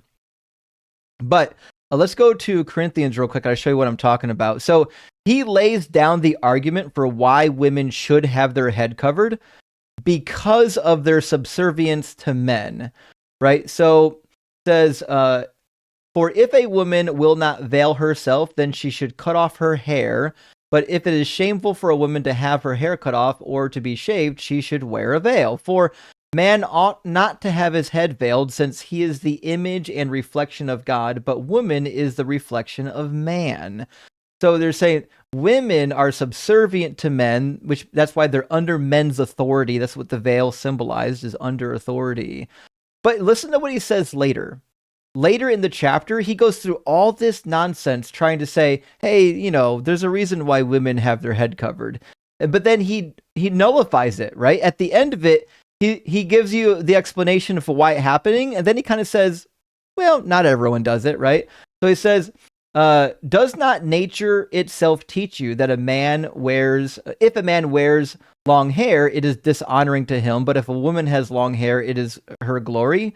For her hair is given to her for a covering. But if anyone is disposed to be contentious, we have no such custom, nor do the churches of God. So he's talking about a societal practice that he's saying is not a universal rule within the churches of God. This is a societal custom. And so it seems like what Paul is trying to say here is like, listen, if this is a custom where you live, you should probably do it because women are under the authority of men. But if it's not a custom where you live, you have no obligation to do this. So that's why Paul, it seems to be, he can't seem to make up his mind in this chapter, because I personally think that Paul understood this as a social norm and not a command from God. I wonder where Paul is getting this idea that it's contrary to nature for a man to have long hair. I'm pretty sure, naturally speaking, hair just does grow long. Yeah, isn't that crazy? Because, like, listen, if I don't shave my head, it goes long. Now, I think his argument is essentially that we inherently demean men for growing their hair and we demean women for not growing their hair. But that's not actually by nature. That's by propaganda and upbringing. Like, we were trained to think that way, which is why sometimes people have that natural instinct when they see something different. They have that instinct to immediately judge it. But that's a social instinct that we've been trained to have. That's not a natural instinct at all. So, for example, I'm going to give you one. If you know little kids, you won't be surprised. When I was a little kid, I was always a pattern recognition kid, just like I am now, right? I saw patterns. I saw, okay, that's the way it is. My son, he's autistic, identical. Once he knows the right way to do something, he always does it. So anyways, I was a kid, and I never saw a woman driving a truck. And one day we were leaving the grocery store, and I saw a woman driving a truck. I said, hey, women don't drive trucks. My mother got so fucking mad, you wouldn't believe what happened. I won't even tell you the rest of the story. But as a kid, I just had an understanding that because I've never saw a woman drive a truck, that this is not what women do. But that's a trained behavior. And that's what people did with long hair. If as a kid, you've never seen a woman with short hair or a man with long hair. Yeah, Wicked, you're right. I got fucking popped. But like, if you've never seen it, your pattern-seeking reptilian brain is like, oh, this is just how it's supposed to be. But that's not really the case. We're being trained to behave that way. That's not something that like is inherent in nature. You know what I mean? Base to share. Thanks so much for the $10 super chat. Says, I had a dream where I was red light district worker. Oh fuck! And you were my next client. Well, I hate to break anyone's bubble, but I'm not the type of person that would go to a lady of the night. I have more respect for women. I would much rather employ them by other means, but I would certainly not disrespect anyone who chose that as a profession. I won't go into family history, but I personally have seen a lot of people in that field get hurt very badly in that field. And so I would hope for them to at least be safe, but a lot of times they're not safe. I am a small business investor. That is my. I'm just kidding. You will work directly for your boss. Only one overseer. When you saw me, you said this has to be an ethical violation. Oh fuck! Yeah, you're right. Then turned around and left. Ethics king in dreams. Yeah, you nailed it, Sherry. You know me so fucking well. I would never be comfortable doing something like that, even though you guys know I'm super lib. Like if they make that decision, that's what they want to do, I'm totally for it. I personally wouldn't feel comfortable though, because I've seen so many women get hurt in the industry that it feels like I'm perpetuating the whole industry as a ball. You know what I mean? If it was more like regulated, I mean, I'm sure there are like spots like that in Vegas where it's more regulated and like, you know, a lot more oversight and people aren't getting as fucked over. You know, that would be great and all, but yeah, you don't want to be supporting anything that could possibly be, you know, people being used instead of people like, you know, doing what they want to do necessarily. Yeah. I mean, it's a rough industry even when they volunteer to be in it. I had a family member who was adjacent to it, and she told me a lot of horror stories. It is what it is, and like a lot of women come into the sex profession, and that's their first introduction into hard drugs. That's a lot of women that get men too, actually, that their addiction started when they started engaging in this behavior, because if you aren't compliant, sometimes people will give you substances that will make you compliant, and then you get fucking hooked on them. It's a difficult world to be in. Patty Chris, thank you for the $10 super chat. I really appreciate that, friend. And El Cactus King, thank you so much for the $20 super chat. Because my buddy says Matthew 16:28 is about transmutation, not the day of judgment.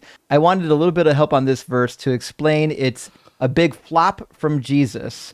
P.S. Thank you for countless hours of entertaining. Big fan. Well, thank you, El Cactus King. So in Matthew 16, Jesus is in fact talking a little bit about the afterlife, which is why he also ties in the second coming, right?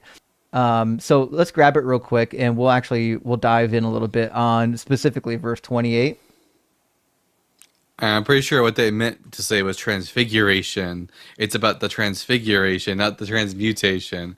Because different. it's 28. Yeah. I was like, the apologetic. Yeah. Transmutation is almost redundant. A mutation is a transfer. It's a morph into something. But okay, so now that we're in it, 16:28, they say is about the transfiguration, because the next verse, chapter 17, says 6 days later, you know, Peter, James, and John, went up to the mountain.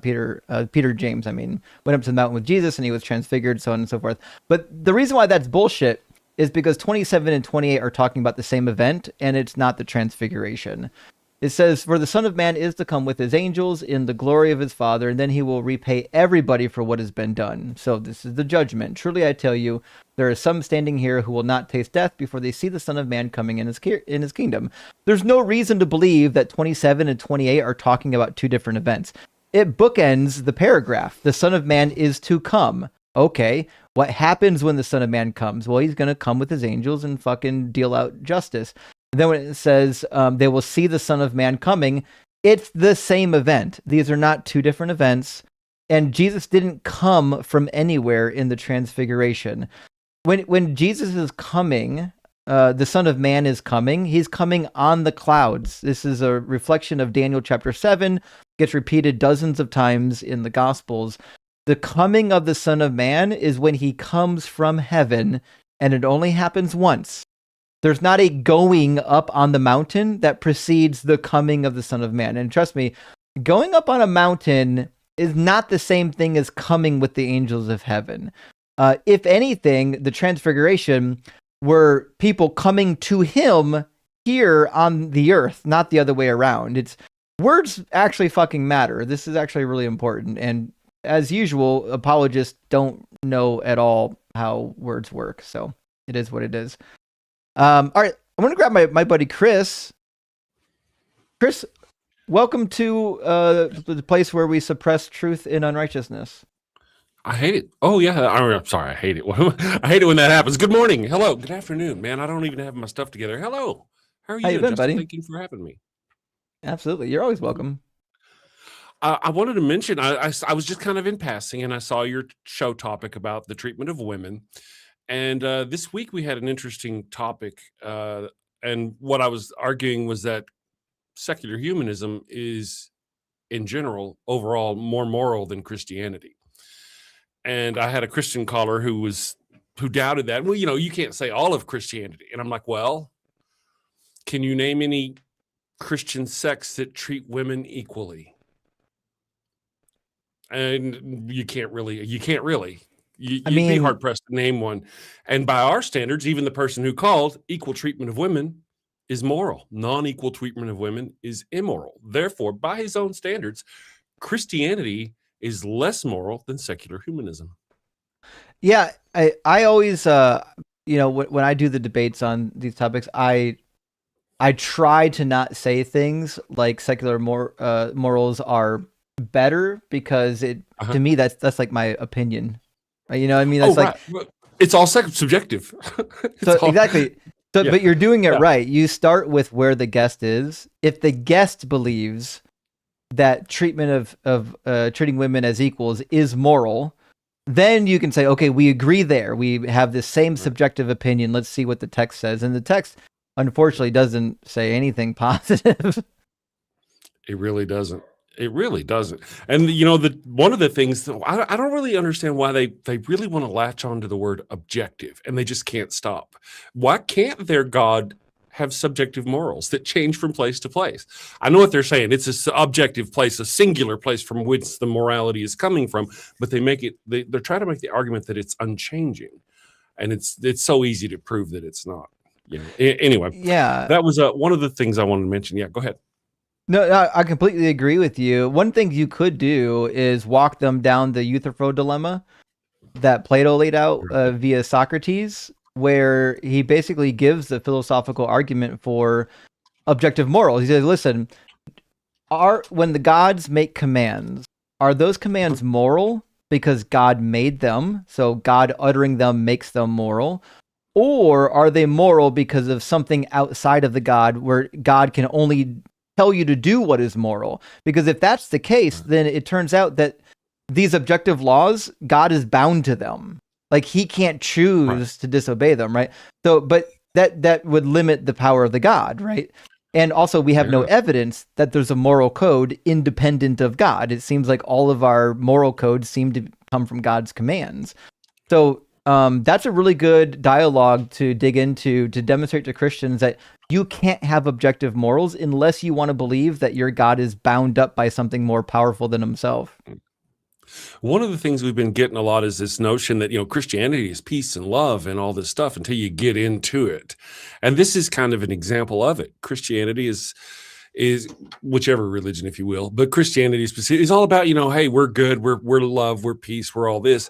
But just that one topic, your topic, the treatment of women, that topic alone can demonstrate that not only is their morality subjective within their own sex, but that there's no objective morality at all.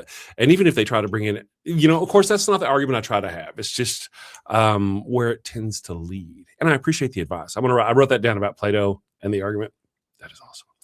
I wanted to ask you, while I've got you, you were talking about hair earlier, about the covering of hair of women and how men shouldn't have long hair. What was long hair to them? Yeah, well, that's a really good question. If my hair gets down to about here on my shoulders, I'm a man. Down in Texas, I got long hair.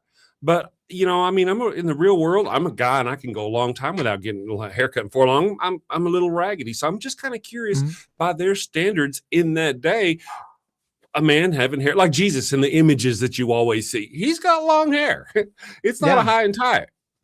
It's another one of those situations where the expectation is purely cultural. So in today's culture, long hair would like down to the shoulder. No. In ancient times, maybe you can get away with long hair. In fact, Absalom did. Absalom had long, beautiful, luscious hair that And so it just kind of depends on where the particular society is at. That's like there's a command in Leviticus says a man should never wear anything that is appropriate for a woman to wear. And you're like, well, what the fuck does that mean? Does that mean that because they're both wearing robes? Like, if I wear a robe, like, there's so many questions. It's probably actually about jewelry, but it brings up the question. Well, if you're not supposed to wear something that is traditionally women's clothing, but the culture changes, well, now, like, we don't really know what it means to wear traditionally women's clothing because it's just a subjective opinion as to what is women's. You just have to vaguely agree with whatever your society agrees with.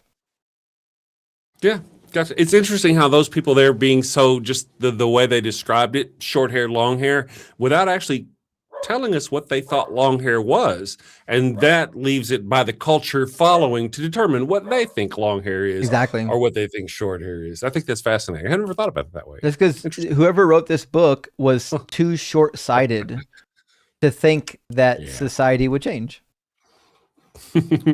Okay, I won't keep all your time. I got a couple other points real quick, just because I was listening. I was actually listening. We were talking about Sodom and Gomorrah, or actually you're talking about the serpents that came up and got the people who were complaining about not having the right food as they traveled, I believe, to Mount Sinai, right? Is that right? They were traveling to the Holy Land. I forget what their destination is for that one, but yeah, that's the bronze serpent episode just shortly after, yeah.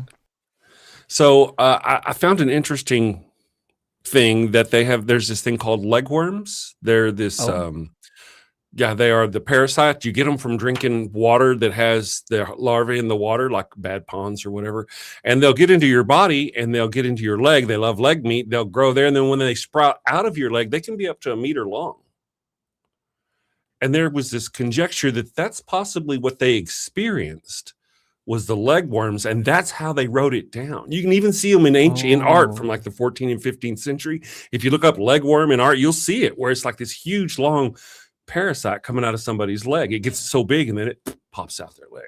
And also, as far as the salt of Lot's wife, there are these sulfur pits, the sulfur and bitumen pits outside of Sodom, and they have these.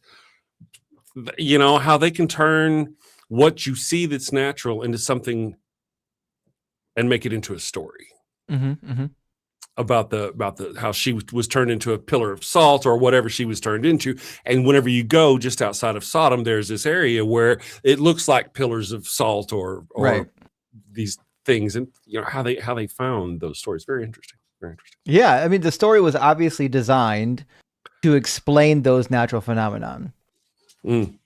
Also, last thing, and then I'll go because I got you right there. We have the two stories: the story of Lot, and we have the story of the traveler, the Benjamin going through. You know which one I'm talking about? The opposite story that's the same. That the Levite, is he a Levite?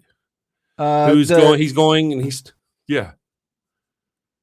You know what I'm talking about, though, right? Yeah, the two stories that mirror each other. Judges 19 is the Levite's concubine. Yes. Yes, the Levi's concubine. I was talking on the show the other day about how I believe there's shortly thereafter, there's another story in the Bible that reflects back. Sorry, my dogs are talking. Where we actually see Sodom and Gomorrah destroyed, not by God, not by fire and brimstone, but by armies. Armies of men come in and destroy Sodom and Gomorrah and take everything with them. Then another story of the Bible, we have God destroying Sodom and Gomorrah. Sort of the same way we have in the story of Lot, we have the two angels coming through. Well, we have the opposite mirror side of that story. The angels version of that story is actually a traveler and his assistant or whatever, and the fact or the notion that the destruction of Sodom and Gomorrah could actually be literally in the Bible traced back to the 5 armies that attacked and eventually took Lot and stole Lot. It tells how they destroyed Sodom, took all the food, took everything, so interesting. Yeah, the doublet between Judges 19 and Genesis 19 is 18 and 19 is really fascinating. Fascinating. Awesome. Well, thank you for having me on. Let me talk about that. I appreciate you. Chris, buddy, it's good to see you. We got to schedule a time so I can get on with you on your call-in show now that you're taking callers. Yeah. When are you available? 9 a.m. Eastern, Tuesday through Friday. We have the Java and Jugs on Monday. I should have some availability probably third week of the month. Awesome sauce. I'll hold you to it. I'll stalk you like a stalker. We'll connect. We will. Have a good one. Send safely, my friends. Take care. Absolutely. See you, buddy. We need some of his goat-scented candles. You are a busy, busy man.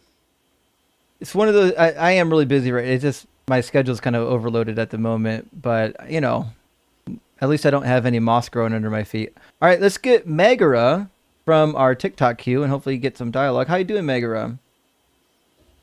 I'm doing well. Thanks for having me on. I'm not an opposition. Can you hear me? Yeah, I can hear you. Hey, Dalton, Okay. can you I'm not turn your volume opposition, down a little but bit? I'm catching a lot of background yeah. noise. No, not you. No, I was talking Yeah, to is that better?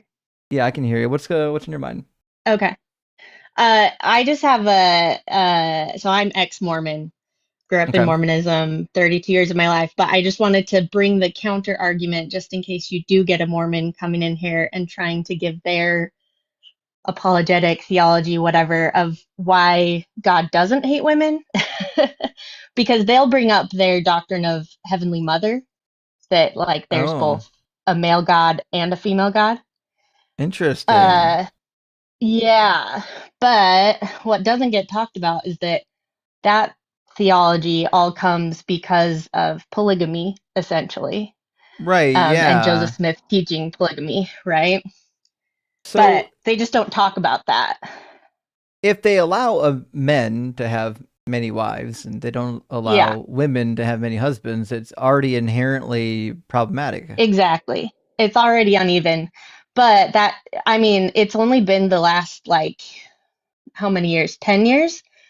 12 years that they've, publicly acknowledged that Joseph Smith practiced polygamy and that's, a part of the theology, I'm trying to think of the right words, of what heaven looks like, I guess. Yeah. Is that you'd be in a polygamous marriage.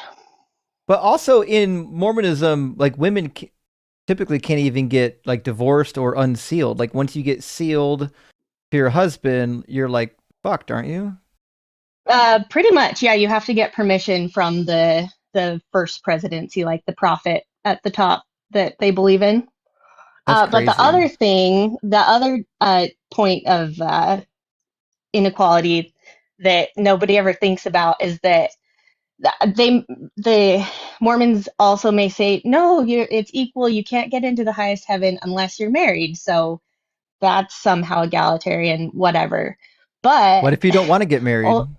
What if you don't want to get married, A, and then B, when you do get married, the man, so when you go through the temple, that's part of how you get into the highest heaven. And you may have heard of the secret handshakes to get into heaven. Mm-hmm. And you also have a secret name that you're given. Mm-hmm. But in your marriage, the man gets to know the wife's name, and supposedly that's how they call their wife forth in the resurrection, from the grave. They use that name. But the woman doesn't ever get to know the husband's name until after death. It's like a secret that you're supposed to keep forever. Right, yeah. So there's another point, is that also no matter what, only men can be in leadership, right? Men can be bishops and so on and so forth. Exactly. And they'll tell you that we have separate roles, and that the women, it's a separate form of priesthood to give birth. Yeah, I'm sure it is. And that's just weird. Yeah. Anyway, so that's all I really have. That's wild. Thanks for sharing with us, Megara. Yeah. Well, actually, yep, you bet. I need to talk to some ex-Mormons sometime on a recording and get a full video on their treatment of women. I'd be really interested to do an ex-Mormon panel. So. Yeah, it's a fascinating thing. So anyway, I love your lives. It's very healing to hear this kind of stuff. So yeah, well, thanks for watching. For what you do. It. Yep. Okay. Cheers, friend. Yep. WXMO. I find that it's not universally true of the Christians, but I find the ex-Mormon community very active. Like they're very interested in like combating Mormon theology. I suspect a lot of them had a rough go. So I'm gonna grab some super chats. We'll wait for hopefully some opposition to come in. I realize this is a strong topic, and most Christians don't have really good rational defense of it, and it's also not my typical time to go live, but we'll see what happens. We'll hopefully get some opposition. Mighty, hey, thanks for the super chat. Says much love from Roseville, Minnesota. Justin, well, big W. Thanks for watching. Question: can you point out where the Bible says laws are for all believers and not just for the Jews? There's a couple passages you could point to. I'm going to bring you to Isaiah chapter 2, I believe, and Micah chapter 4. But give me a second to remove the super chat off the screen real quick.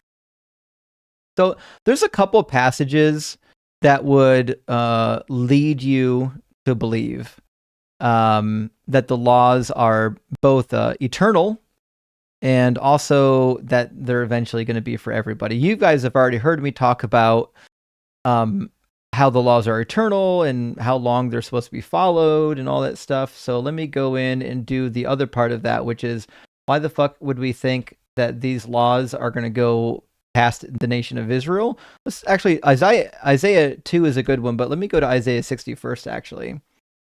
So if you go to Isaiah 60 and go to verse 12, this is supposed to be like in the restoration. It says, the nation and kingdom that will not serve you shall perish. Those nations shall be utterly laid waste. So God is saying, hey, you're gonna follow my law. You're gonna follow it perfectly forever. And also, when the renewal of all things is upon us, these nations are gonna serve you, which can only mean that these nations are gonna have to follow the law as well, which is expected in Isaiah chapter 2 and Micah chapter 4 talks about this. It says the word, from Isaiah, in the days to come, the mountain of the Lord's house shall be established as the highest of the mountains and shall be raised above the hills. All nations shall stream to it. Many people shall come and say, let us go up to the mountain of the Lord, to the house of the God of Jacob, that he may teach us his ways, so that we may walk in his paths. For out of Zion shall go forth instruction, and the word of the Lord from Jerusalem. So this is the language you get in the Hebrew Bible about God's law, God's ways, God's paths are following his commands, how to be righteous, what is unrighteous. And then what's he going to do? He says, he shall judge between the nations and shall arbitrate for many people. They shall beat their swords into plowshares, so on and so forth, right? So he's saying he's got a law code still, and he's going to judge you on it, right? And we see again in Isaiah, I believe, 42. Let me think. 56 is a good one too, where Yahweh says that let not the foreigner say that I will be separated from Yahweh, or the eunuch, but to the one who keeps my covenant, I will give them a new name better than sons and daughters in my house. 100%. Totally agreed in Isaiah 56. In Isaiah 42, let me see if I got the right one. 42, about the servant. No, I think I don't got the right verse. I must have misremembered the verse I was looking for in Isaiah. Oh, this is actually really interesting, though. In one of the servant songs, I forgot about this. It says, this is what I was thinking of, but I think it was not what we actually needed. Referring to the servant, he will not grow faint or be crushed until he has established justice on the earth. Well, what does justice on the earth look like? It says the coastlands waiting for teaching, meaning the foreigners are waiting for the teachings of Yahweh, which is what you would expect. That's why, like in Zechariah chapter 8, in the period of the restoration, people are coming to Jerusalem, not the other way around.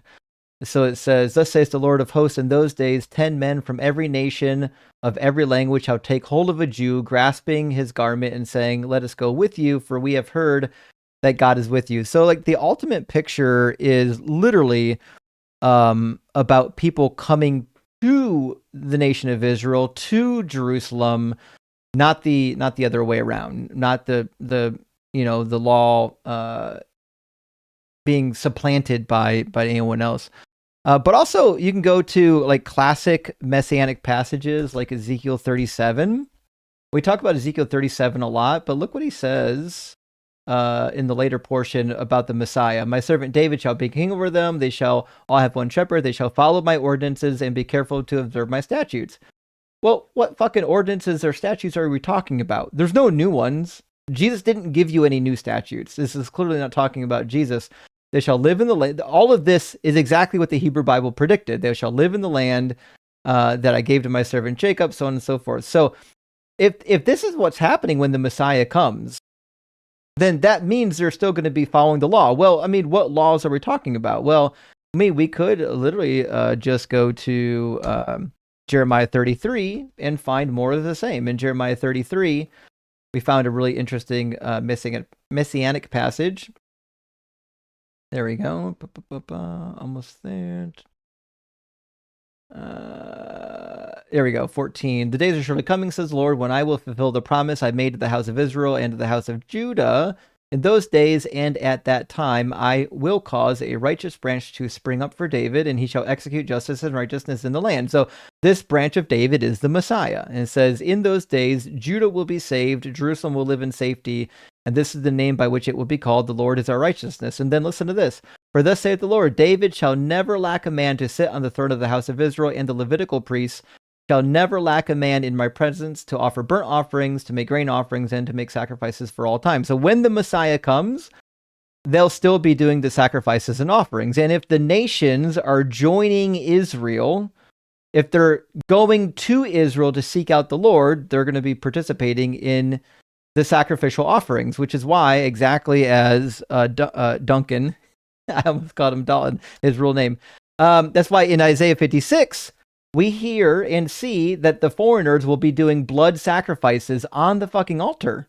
If you go down, let's see, towards the middle of the passage, there we go, verse 6 and 7. To the foreigners and the foreigners who join themselves to the Lord to minister to him, to love the name of the Lord and to be his servants, all who keep the Sabbath and do not profane it. So you got to follow the Sabbath and hold fast to my covenant, which there only was one.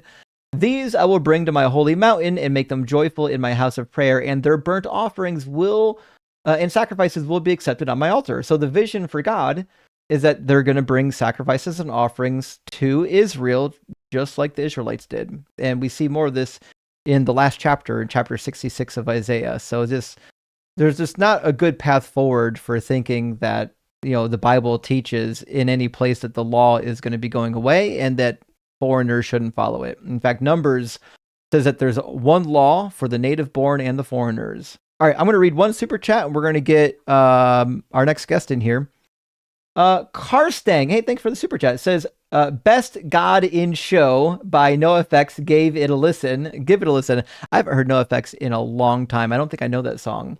Love when you and Delahunty match up several shows after you became Mustin Deconstructy. I didn't know that was a thing. And now Matt and I have a code name for when we team up. That attitude sticks for a bit. Thanks, Mustin, for everything you do. Rock hard for Doug. Well, thank you. I appreciate that. Also, we do have a new hashtag that Matt created literally yesterday. And the hashtag is JFR, Justin's fucking rock. If you don't know about it, you have to go to the Discord and ask for the clip. They'll send you the clip. You'll find out about it. But that's our new hashtag, JFR, Justin's fucking rock. So let's fucking go. Let's get Trashbin97 in here. How you doing, Trashbin? I'm doing all right. How are you? I'm doing all right. Trashbin, are you at least 18? Yes. Awesome. And do you believe in the God of the Bible? I don't, but I don't want to take up too much airtime. I just wanted to say that I was on Ashlyn's live yesterday, and she didn't really have an answer for me, but I was wondering what I'm a trans man, so I was wondering, does this anti-woman rhetoric still apply to me, or does it not now? That's a fair question. I think the rhetoric of the Bible overall is that you would get a double whammy. Not only would they have a problem with you being trans, if you were a trans woman, they'd have two problems with you. One, that you were trans, and one that, you know, you should be subservient to men if this is going to be your identity. But I mean, the one that comes primary and first is probably the trans issue for the Bible. Okay, yeah, because I didn't see anything in the Bible specifically about that, but I guess they just didn't really know that it existed at the time, huh? I mean, You can be sure that anytime a Hebrew man was faced with something that he didn't quite understand, he probably was very harsh and negative towards it. Got it. That was basically it. I didn't want to soak up your time from opposition. yeah, I mean, I was just that's okay. kidding. Appreciate the question. But yeah, that was all I had. Thank you for All right. all you're doing. I really appreciate it. Hey, Big W, thanks for coming up and asking a question. It's a fair question. All right, All have a right. good one. Hey, you too.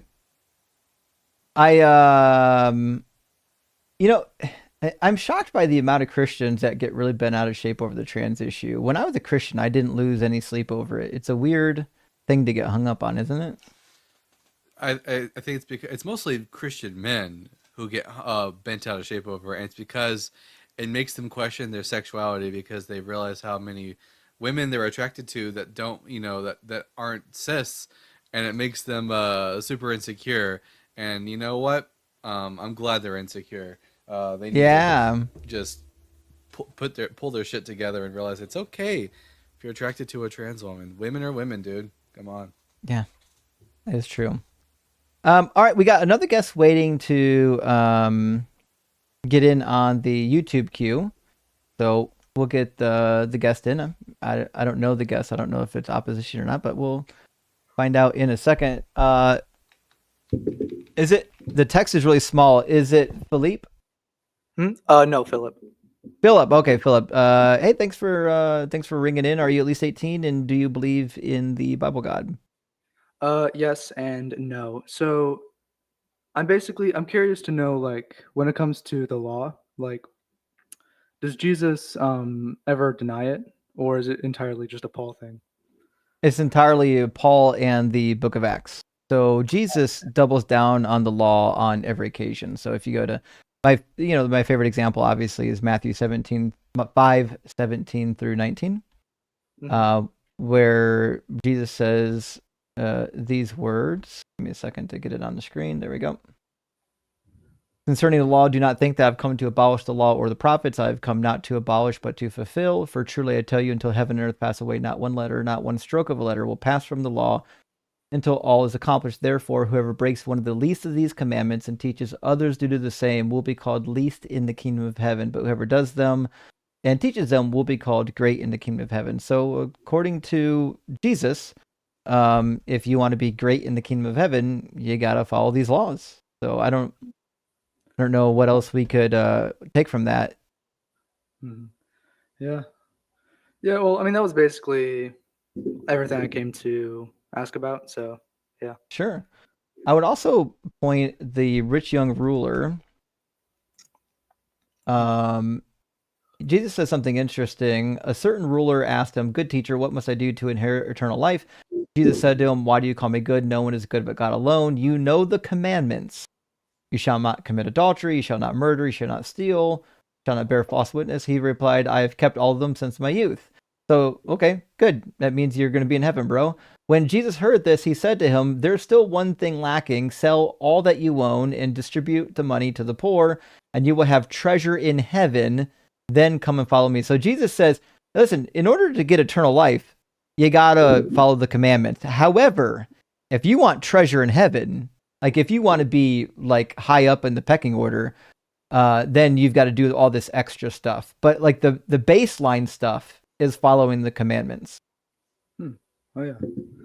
Well, that's interesting. I mean, I guess like the only other thing I'd like to ask is like, do you think Like, what's your take on just like progressive Christians in general? I think it's kind of a cope. Like they realize the Bible's a problem, but they're trying to hold on to Christianity the best that they can. So they're kind of picking and choosing what they want to believe from the Bible, and that's fine. I mean, people do that all the time. It doesn't make them bad people, but I think it's a bit of a cope. It's kind of desperate. Yeah. All right. Well, yeah. I mean, I've seen a few of your lives, and I appreciate what you do. So, Hey, man, I appreciate that. yeah.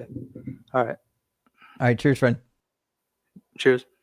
All right, Justin. I'm gonna go walk my dogs, and then I'm gonna be starting my birthday bash live. Oh, hell yeah. So when you're done, just send a few nuggets of people over. I'll send everybody over to your place. Okay. I'll talk to you later, bud. Have a good day. All right. See you, buddy. Thanks for coming. Happy to help. W. Dalton. Okay. Fantastic. Well, we got one guest in the TikTok queue, so we'll grab them here in a second. Hopefully you get some dialogue going. Still attacks a bit. Good to see you. Thank you for the 10 Canadian dollars. Says discovered that cats left their mark on some medieval manuscripts. No way. They had cats around to keep the rodents from eating the manuscripts. And of course, they jumped up into the ink, etc. Google it. That's crazy. I actually didn't realize we had cat urine manuscripts. Do you think that this inspired some people to hate cats, causing them to believe that they're like demonic, like they're trying to destroy the scripture? Because that seems like a leap that some people would take, isn't it? Kind of the case. Hey, Mitchell Lee, hey, thanks for the super chat, friend. Says, I was born in Beverly Hills, so as a kid growing up with movies like Beverly Hills Cops, Troop Beverly Hills, etc., and the fact that most movies are filmed in California, I assumed the world was California.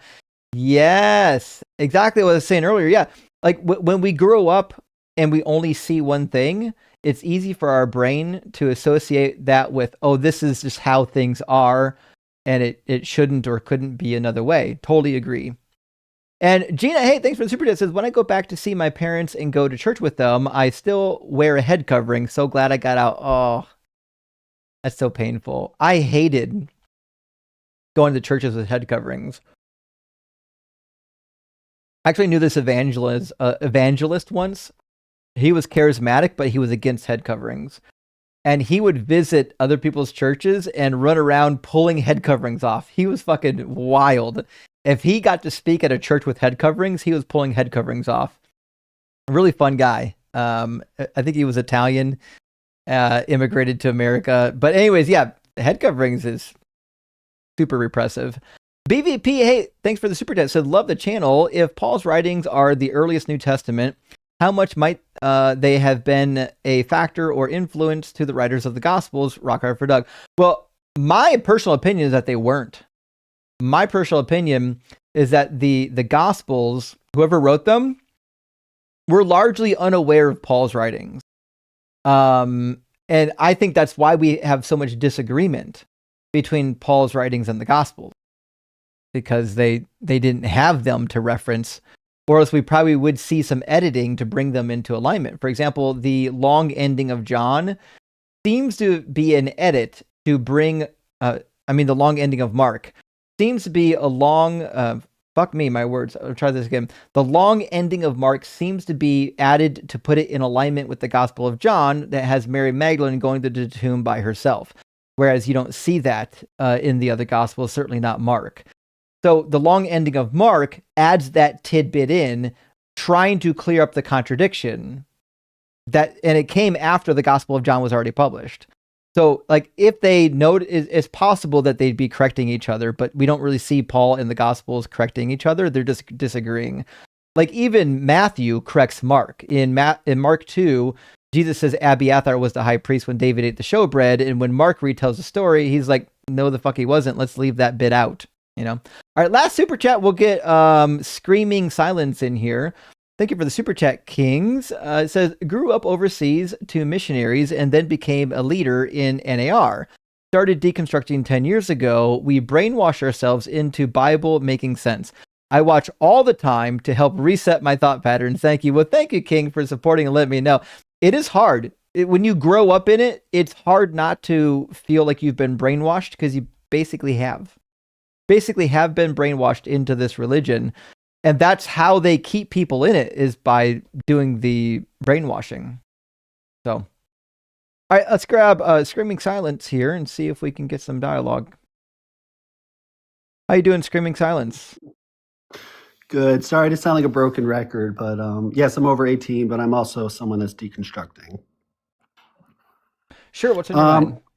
Yeah. So there's two questions I have for you, and these are just two things that I always kind of struggled with, and I also never like hear anyone really talking about it. And the first one is so in Hebrews, where it's talking about Jesus being human. So there's 2:18 where it says he himself suffered when he was tempted. He is able to help those who are being tempted. And then obviously 4:15, everybody knows that verse, how it says he was tempted in every way, just as we are. What was kind of the consensus? I know you went to seminary and you're very knowledgeable of what is it really meaning that Jesus literally was tempted in every way so that he was able to empathize with us? So there's going to be two schools of thought, right? So is this something that is being hyperbolic, or is this something that is meant to be serious? Most of the arguments I've heard is that when he says in every way, it's more of a hyperbolic statement, saying that the temptation endured was every bit equal to any and all other temptations, right? It's on the highest magnitude. I don't personally believe that the author of the book of Hebrews was using it to say that every single possible temptation Jesus was tempted with, because it just doesn't seem to be true to the text, and it doesn't seem to be something that has ever been claimed elsewhere. So it's hard to make sense of it. But there certainly is a small faction that would say something that, Yeah, 'cause like, I've had many Christians quote that to me, like when people are going through hard times or they're struggling with a sin specifically, and they're like, Jesus, he can empathize with you because he suffered, but he never sinned, so it is possible. And I'm just like, well, was he tempted to like punch someone in the face? Was he tempted to molest a child? Like, well, how deep do you go with this? If you're literally telling me, oh, he was tempted in every way and he overcame it, it means you can too. well, that's one of the problems that you have in the Bible when it uses words like all or every. It's very difficult. Like, if you want to take those words seriously, it's very difficult to actually take them seriously, because what it means is that this is inclusive and that there's no exceptions, but there's always exceptions. Mhm. Well, and that's where, a big issue that I always had is like people will be like, well, you're not understanding it right. You have to go back to the Hebrew and this and that, whatever. And I'd be like, well, then it just doesn't seem like God did a very good job in trying to reach people of all times and all places if they need to have like a PhD in philosophy and theology and all this stuff to really know and interpret the text. It seems like it should have been a little more straightforward on explaining things. And that kind of brings me to my next subject of neither God nor Jesus ever, to my knowledge, spoke on this, but weren't they marrying children during Bible times, like of teenage years? Yeah, Numbers 31 talks about the war brides, as Judges 21 and Exodus 21, 7 through 10 talks about how you can literally sell your daughter as a slave. And in Judges 21 and in Numbers 31, we have women that have been captured in war and forced into what is akin to sexual slavery. There's nothing really in the Bible that would lead one to believe that that they wholesale across the board were like allowing women to reach a real age of maturity. Everybody in the ancient world thought that like 13 was mature. In fact, if read the Talmud, in the Talmud it talks about when it's appropriate to give a daughter away according to Exodus 21. If you read what the Talmud says on Exodus 21, it basically says as long as she's been a minor and this is late, by the way, this is Talmudic discussion, so way after this law was given, but it says, as long as she's been a minor for 1 year, then you can sell her off as a bride. And it says, if in fact, a minor is 13. If you turn 13, you're no longer a minor. Yeah. But so if you're 12, you're still a minor. It said, if the father is hard up for money, meaning he's really broke, you can choose to sell the daughter sooner because of the financial hardship, even before she's a minor. And this is kind of how a lot of people in the ancient world thought. Even the rules, the supposed rules they had, were always more like suggestions. As if something had to give, it's always going to be the treatment of the women. The treatment of the women always gets first, rather than actually improving society.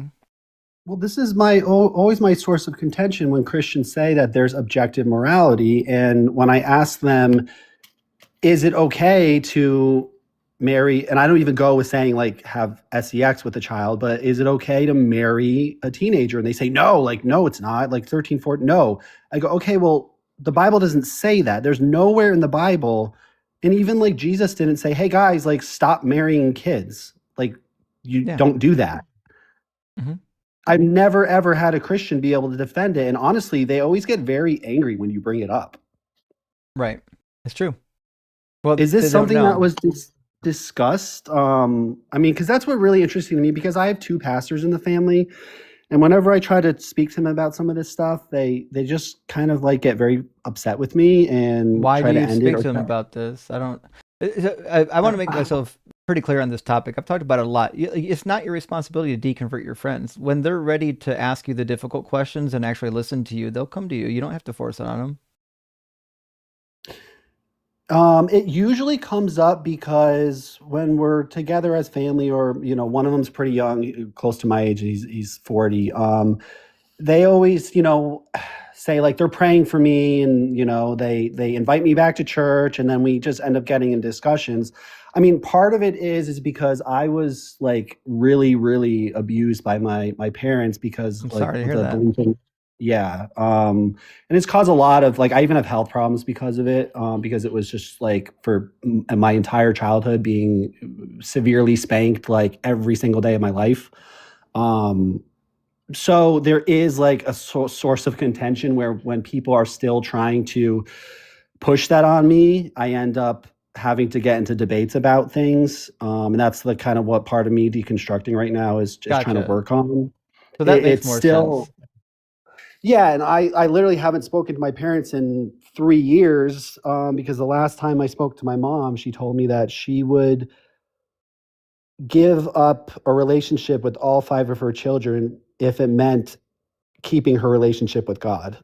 That's fucking horrific. I tell God to go fuck off. That's crazy. Yeah, I wouldn't talk to her either, man. Yeah, she's a like extreme fundamentalist, flat earther, and her and my dad, like all they ever do is read the Bible and pray like 24/7. So it's just very toxic. So I guess that's just part of. I really do appreciate you saying that it's not my responsibility, but I guess there's that like little part inside of me where I'm like, oh, I need to stop this bad.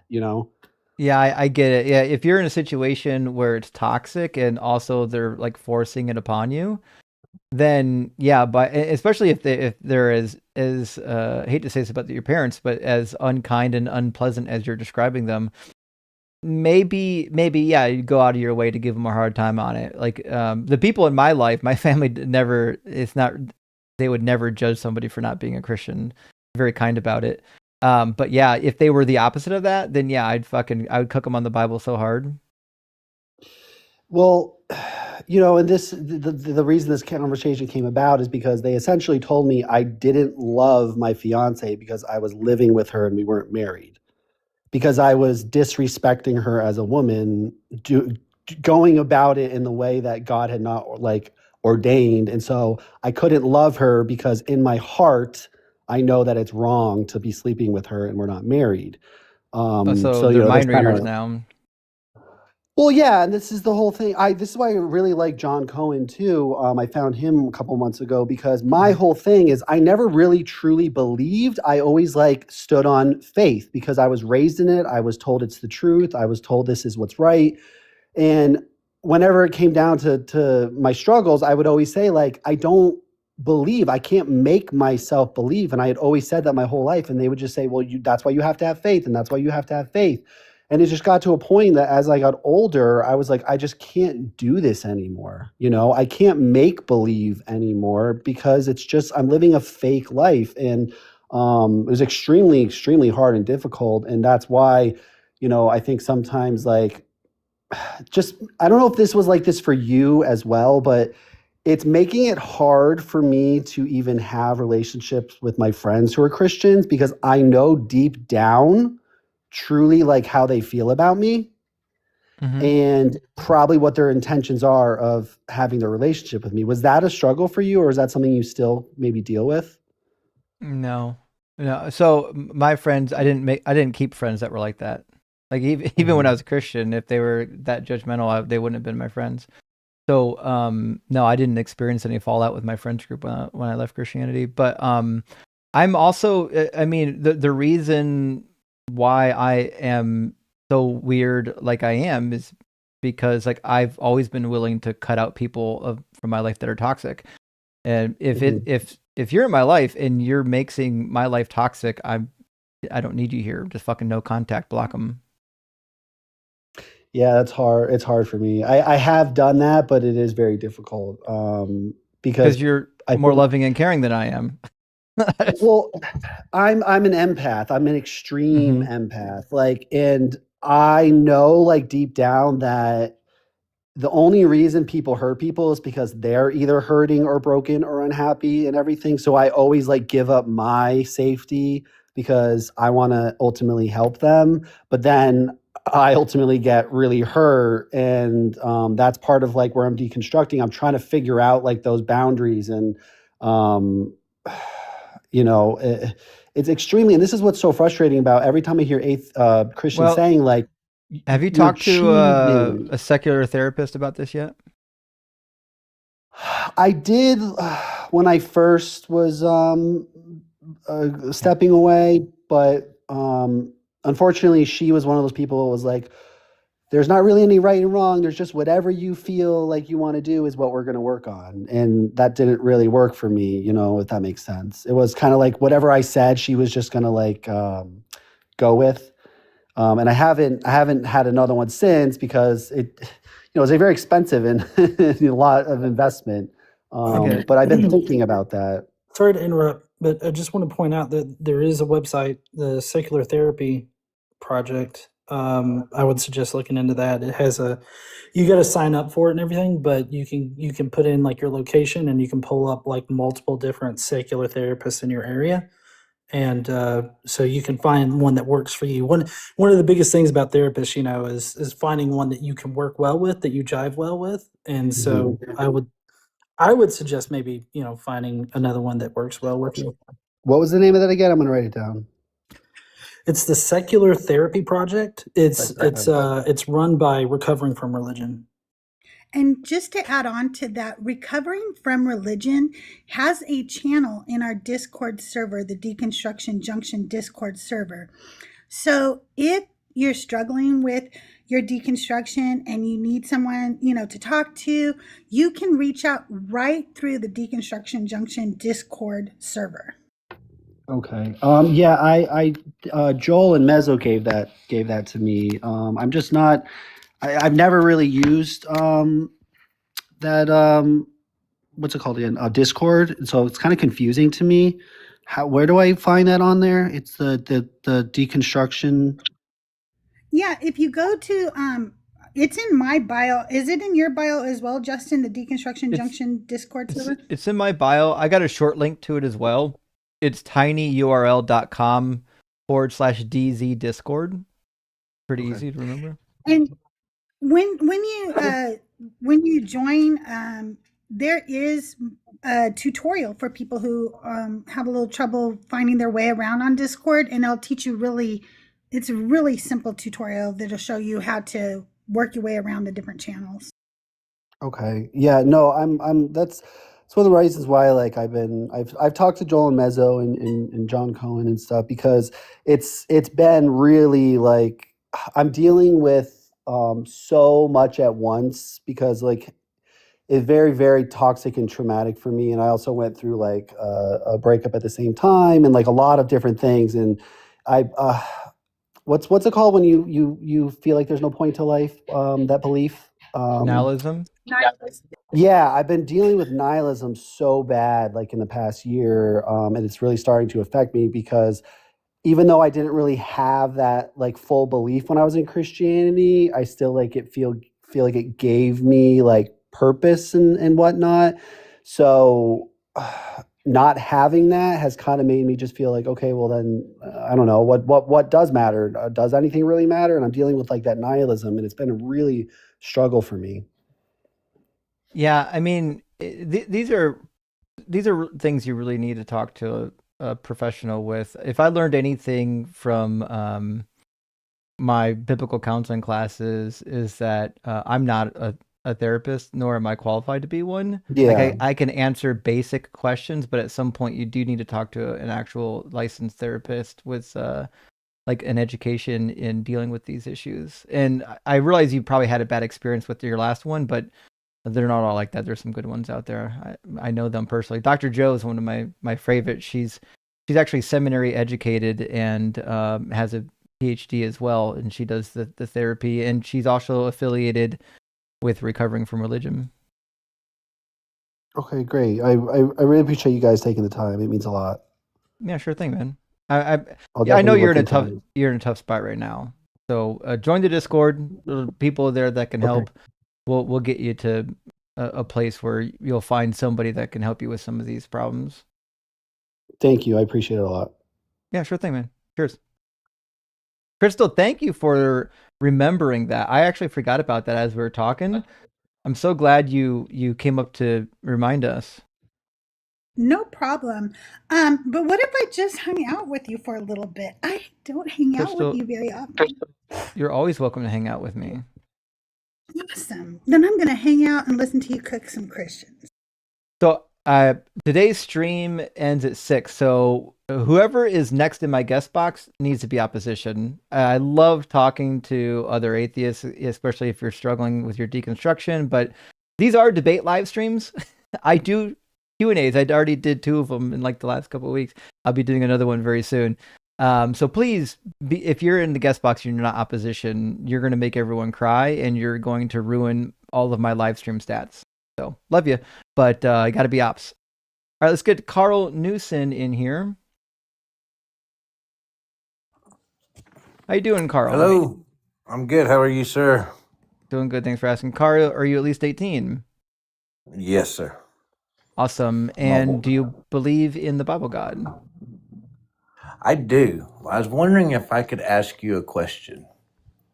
Are you going to engage in the topic? Kind of, sort of, yeah. Yes, yes. Sounds like okay. Sounds like you thought you might not. Okay. Do you agree or disagree with the prompt? Oh, I disagree with that, sir. Okay, so that's our topic for today. And would you like to hear my argument for why I think that the Bible God dislikes women?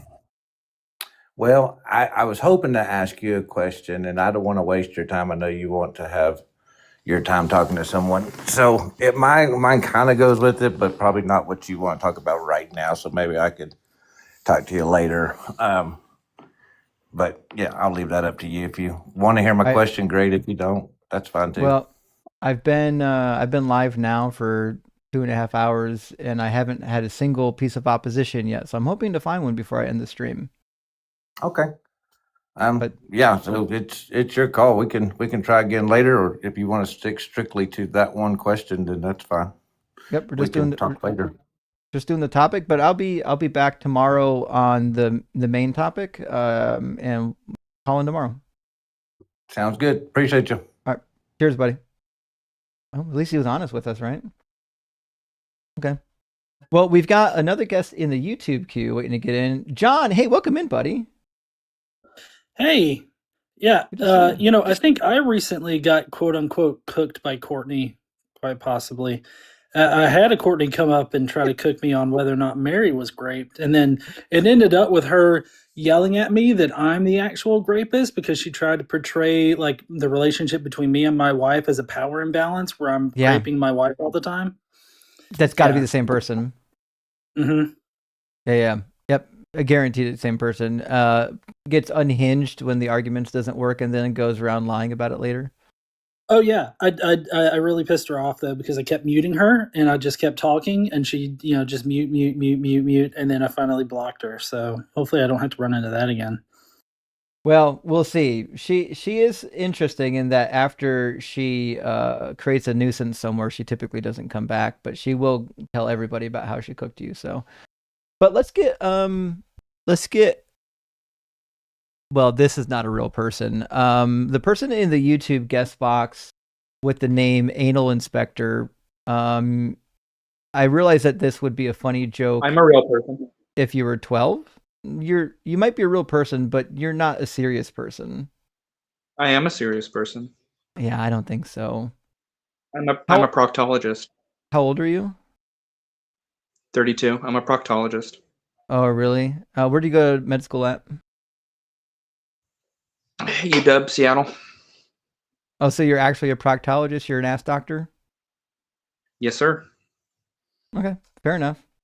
So, are you at least 18, and do you believe in the Bible God?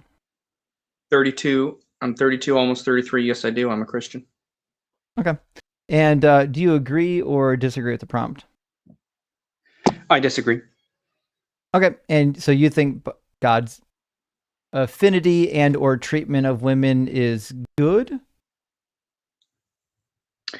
I think God is all good and all loving, so yes. Well, I didn't ask. Well, have you read the Bible?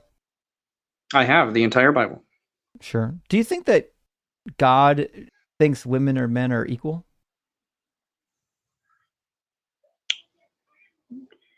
Equal in terms of what? You mean equal as in congruent? As in that, No. that they're the same thing? As in human beings, like they share an equality.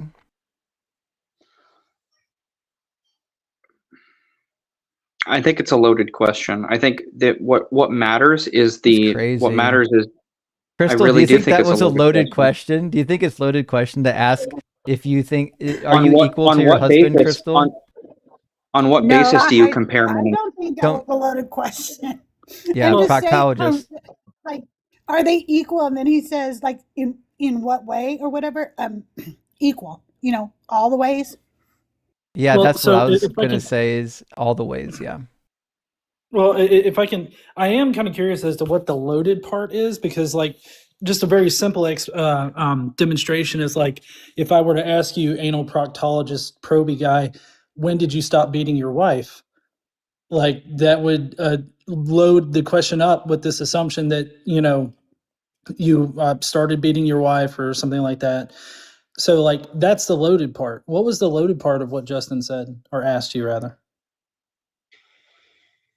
Because there are different ways that we can compare men and women, and if you're asking me if they're equal in all ways, then I would say no, because there are clear, distinct differences between men and women. So no, they're not equal in all ways.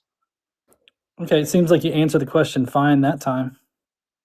Right, but you understand how I could believe it's a loaded question if when you ask me, does God think men and women are equal, what you're not really trying to ask, are they equal in all ways? Because if you were, that would be disingenuous, because of course you know that men cannot produce children. So you know that they're not equal in all ways. I think you're confusing what the word equal means. I didn't say are they identical. I'm not confusing it. It was your question.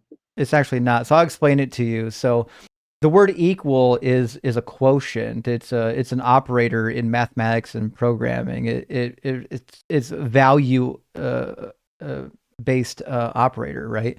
So I'm asking, are women equally as valuable as men? I didn't ask you if they have identical functions. I didn't ask you if they were identical in nature.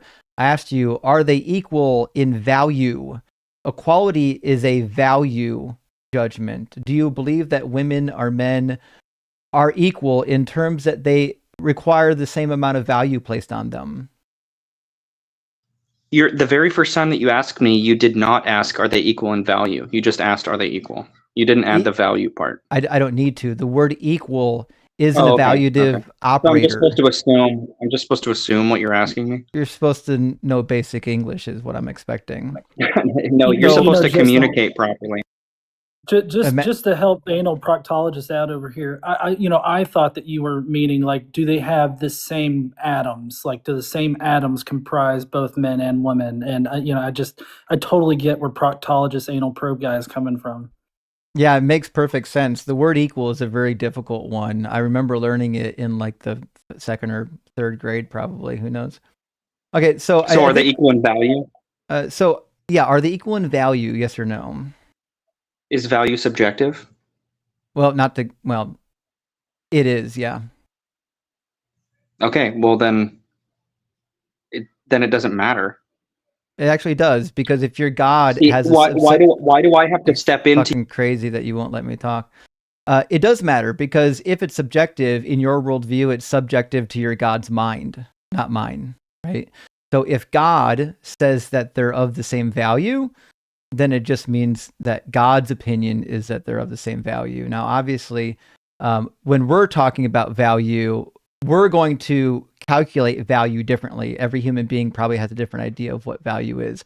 I'm asking you specifically about the value applied by your God, not the value applied by me. Remember, I'm asking you questions about what you believe, not questions about what I believe. I don't know how long you've been doing this, but the atheism versus Christianity debate is long past the idea that God's perspective is subjective. Pretty crazy that you can't grasp it here. So what I'm doing is having you answer questions about your God belief, because as it turns out, everybody's God's belief is a little bit different. I don't just assume everybody believes the same thing about the same God, even if they have the same holy book, which is why these questions are happening right now. In fact, we haven't even got to the argument yet. I haven't even touched on one point of my argument, because I'm still trying to wait for you to figure out how to answer basic questions before we can get started. So did you actually want to answer the question or no? I do want to answer the question. Okay, so I asked you to clarify what you meant. So based on your religious views, based on what you know about your God and your Bible, does your God, and assuming your agreement with your God, do you believe that women and men are of equal value? It's either yes or no. From my worldview, God's perspective is objective, not subjective. So that's not how the word works. Objective means it's independent of mind, and it's not objective. Right. If your God tells you what is right and wrong, that means it's not independent of your God's mind, which makes it definitionally subjective. You don't get to special plead for your God's mind when determining the difference between objective and subjective. There's just basic words. Again, the English language seems to be fucking elusive for you, which is terrifying since you're actually a doctor. I don't have to step into your worldview to make an argument. It's not my worldview. It's basic English. No, it's not basic English. Look up because the definition. I said that God is all loving. We'll just look up I'll just show you the definition. It's not even difficult. What is the definition of objective in philosophy, which is what we're doing right now? Truths, facts, are entities that exist independently of any conscious mind, feelings, or interpretations. If your God has a conscious mind and any of your moral prescripts depend on your God, that means they're by definition subjective. Plato settled this fucking 2,500 years ago. This is not a debatable topic. If morals come from your God, if value comes from your God, it is subjective. It's not objective unless it exists independent of your God. Do you understand? Are you a Protestant convert? It's crazy that he can't answer basic questions. Here's what's going to happen. We're going to engage in the topic whether it kills you. That's a risk that I'm willing to take. But what I'm not going to do is allow you to derail the conversation and waste everyone's time. I'm not derailing. You're have a very superficial idea of what God is. You're definitely stalling, and you're struggling with basic words, which is why you keep asking me questions that are actually unrelated to the topic. So I'm just going to give you a Bible passage, and I want you to tell me if you think this is good or bad treatment of women You let me know if women and men have the same value when I read you a short little ditty from 2 Samuel. It's a passage you might be familiar with. I don't know if you're familiar with it. You might be familiar with it. So we're going to read a passage from 2 Samuel. Do you know what happened after the Bathsheba incident? Yes, I do. Sure. What happened? What do you want, the history? No, I need you to explain what happened. There's only like 3 paragraphs that explain the aftermath. It's in chapter 12 of 2 Samuel. I can tell you if you don't know. When David's child died, there was a prophecy. There was a bunch of betrayals. Basically, consequences for David. Yeah. What was the other consequence other than the child dying? Well, he received a prophecy that the sword would never depart from his house. Is that correct? That's one of them. Well, he married Bathsheba, and she had Solomon. Yeah. And what does it say is going to happen to David's wives as a punishment for what David did?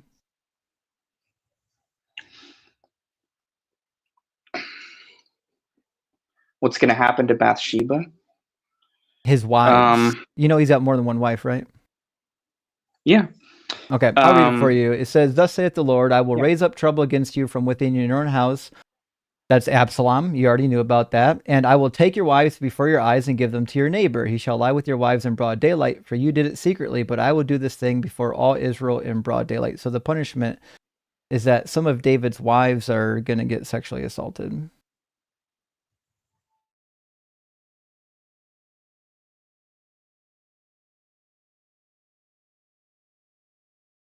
Oh, all of a sudden his connection got weak. And he God. Okay, there we go. You somersaulted away from that one. All right. Put some notes in here. Thinks equality for women is a loaded question. Gets steamed on basic English. Runs on 2 Samuel 12. We'll make sure you get clipped, anal inspector. I've got some curiosity about his actual education. I don't think I refuse to believe that somebody made it all the way through a PhD and doesn't understand basic English words yet. I know. I was going to ask him what pudendal was just to see if he really was a proctologist. Yeah, if I knew any anatomy questions, I would have asked him. I feel like the thing that would have solidified it is if he drove a brown probe. I mean, if he did that, then he's definitely a proctologist. Oh my God, Godless. Godless got jokes today, buddy. Oh well. Oh, listen. I got a lot of jokes I stole from The Office.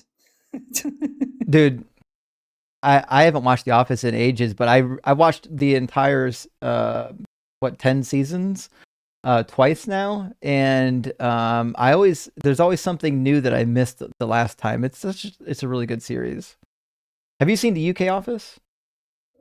Yes. Well, I only saw it one time, but it was good. I liked it. There were some aspects of it that I liked better than the US one, but the US one is kind of the GOAT in that arena. Yeah. Yeah, I agree. Listen, friends, it's I got to end stream in 22 minutes because I've got stuff on the schedule for tonight. I'm going to be in Dr. Kip Davis's live later tonight. We're going to be translating Hebrew. In fact, we're translating a rather difficult passage in Daniel chapter 1. So that's going to be a good time. If you're interested in Hebrew verb parsing and noun declining, it'll be a great place. Also, if you're not following Dr. Kip, you should follow Dr. Kip. He's pretty amazing. But I'm going to read what's left of our super chats and then end stream at about 6 o'clock. I'll be live tomorrow at the regular time from like 6 to midnight. So tomorrow, hopefully, we'll get some better opposition and we'll be able to hopefully actually get some real debates. We could not find opposition tonight. It was crazy. What's that? Oh, before you started, I've actually got to go and interview Dr. Daryl Ray from Oh, hell yeah. Recovering from Religion. Yeah. I'm in his leadership course that he's teaching right now because, I've got a nonprofit now, apparently. So I've got to go do that. But thanks for letting me come up for a second and everything. And I'll see you later, Justin. See you Sure later, thing. Good to Crystal. hear, Good to buddy. see you, Godless. You too. Cheers, friend. Hey, Crystal, do you live stream on? What do you do on Friday nights? You never come hang out with me on Friday night. I know I need to come hang out with you on a Friday night. I don't live stream on Friday night. I live stream during the day. That's what I thought. Okay. Well, when you get a free Friday, stop in. Exposing Matt. Yeah. By the way, Crystal, if you're not following Crystal, make sure you do. Crystal does her own live streams, and they're a lot of fun. It's a great daytime stream too. Not a lot of people are live during the daytime, so it's a good thing to tune into for sure. Exposing master tricks. Thanks for the super chat. It says, the bride is blind, right? I don't know which bride you're referring to, so I don't know, to be honest, which bride is blind. So I don't know the answer to your question. Chip says, how many monitors do you have running? Good question, Chip. I've currently got 4 monitors. I was previously running some large 2K monitors, and I still ran out of room. I actually just gave those to my nephew, who's starting a YouTube channel. I got a Christmas special on some small, like 27-inch 4K monitors, and I've got an array of 4K monitors. But my computer is kind of having a little bit of trouble with so many monitors. So we'll see. I might have to get like a better adapter to run the monitors. But I'm not exceeding anywhere fucking close to how many 4K monitors you can have on this machine.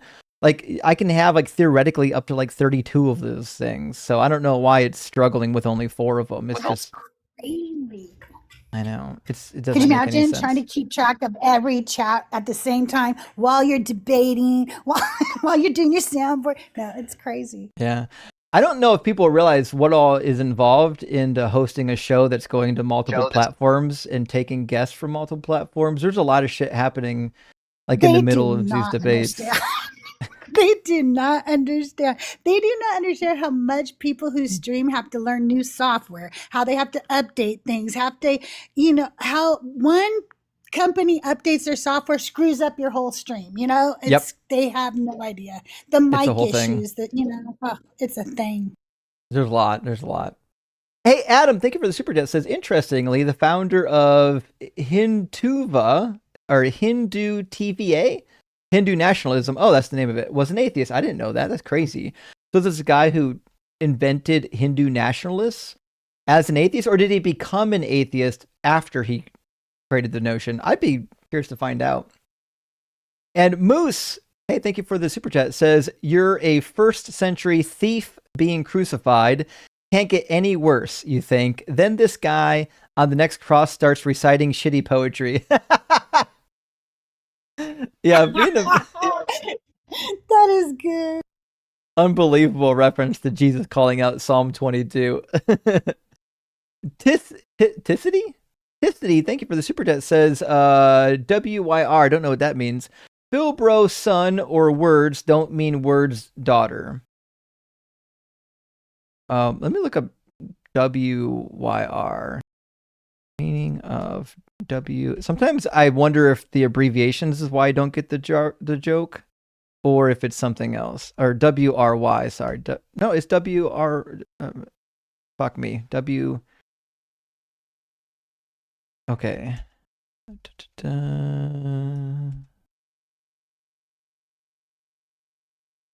I don't know what this means. Oh, would you rather? Okay. Would you rather? That makes more sense as a super chat now. I appreciate Google for helping me out on that one. Would you rather? I mean, like, don't feel bad. I don't know what it is. Like, I know I'm old, but I don't know if I'm expected to know every abbreviation under the sun. So, would you rather Philbro son or words don't mean words daughter? I'd rather take an honest Philbro than anyone doing words don't mean words. That's just me personally. Steve Harvey Oswald, again, wild name. Recently, Ems asked if Jesus had a pee-pee. I highly encourage everyone to look up the history of the Holy Prepuce and the role of the Prepuce. So this is actually a really good story. If you read I was just talking about this. If you read the infancy gospel, the one is referred to as the Arabic infancy gospel. You get the backstory of the Holy Prepuce. You see where the holy foreskin comes from. It's an amazing story. I won't ruin it for y'all. Just go out and search up the Arabic infancy gospel. If you can't find it, type in Arabic infancy gospel Jesus foreskin. It'll fucking pop up. And pun intended. I really like. That's one thing I really like about you, Justin. You never do spoilers on foreskin stories for me. Like, you never spoil those ones for me. Listen, I only get to the tip. I leave the base for y'all to take care of. But yeah, it's a great story. Nobody, thanks for the super chat, says Justin, I was gay before and now I'm doubly gay because of you. What do I do with this? Listen, you should be as super gay as you want. We absolutely accept all of the community members here. And if you're gay before and you're even gayer now, I guess that just means you're gay for Justin, which I approve. So, I mean, just have fun. You're in a community that loves and supports you. Have fun. That's what I would say. Eric, thank you so much for the super chat. It says Satan would win because he has all the lawyers. Oh, in a legal match. That's 100% true. Satan has all these fucking lawyers. Yahweh's only got these bad apologists, and they don't have any good arguments. I'm not even a lawyer, and they're getting dismantled. Noah's lions. About, the engineer who went to hell, right? You heard that joke before, right? But I don't know. I don't know if I have heard that joke. Okay, this engineer goes to hell, and while he's down there, he's like, "Oh, you know what? The air conditioning is not working down here." So he gets to start working and he fixes the air conditioning before you know, it's not so hot down there anymore. And he starts noticing some other things around hell, and he starts going around fixing this and that and the other thing. And before you know it, hell is actually a pretty damn nice place to live, And God gets wind of this, and he calls down to Satan. He says, "Hey, what the hell is going on? I hear that you guys got air conditioning now. I hear that people are actually happy. People are comfortable. What's going on down there?" He said, "Oh yeah, I got an engineer. He came down here. He just started fixing everything up. And now it's feeling really nice down here. It's really comfortable." And God says, "Listen, I am going to sue your ass." And Satan goes, "Really? With what lawyers?" Yeah, exactly. They're all with me. I mean, it is true. It's funny, but it's also painful because we all know it's true. But definitely true, y'all. That was a good joke. I'm actually a little bit shocked I haven't heard that. To be fair, because that's a really good joke. But I think the lawyers have quite a few jokes. You kind of have to have some fun in that profession, right? But I like that an engineer was in this one because, I'm married to an engineer and you're an engineer. Yeah. So you got to add the engineers in. Engineers have quite a few inside jokes. A lot of fun. Hey, Noah's Lions, good to see you tonight. It says, who looked back to confirm she turned into salt? Yes. I want to know. That's one of the biggest hallmarks of mythology is the omniscient narrator. Meaning the narrator knows all the information for the story, but like, how the fuck did they get the information? Like, it certainly couldn't be Moses. You have to invent this nonsense that like God dictated it to Moses somehow, or else the story stops. It falls apart, Steve says, what do you call someone who spray paints Bible verses on buildings? An evangelist. It's been a hot minute since I've heard that one. That's a classic.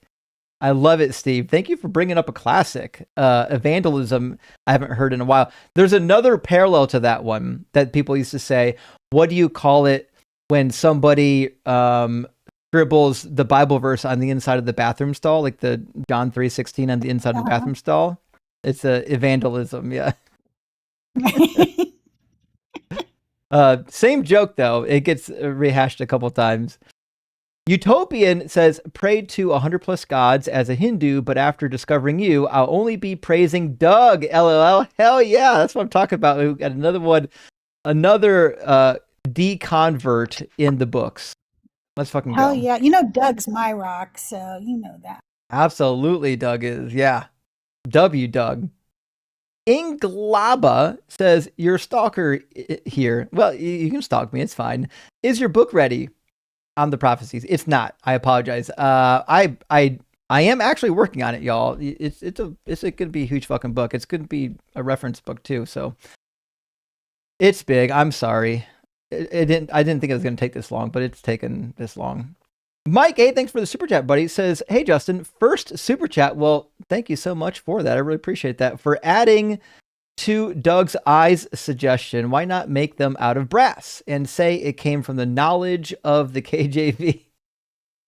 Actually, this is a fair point, where it says that thou may diggest brass, and not realizing that the word they really wanted in the King James would have been copper.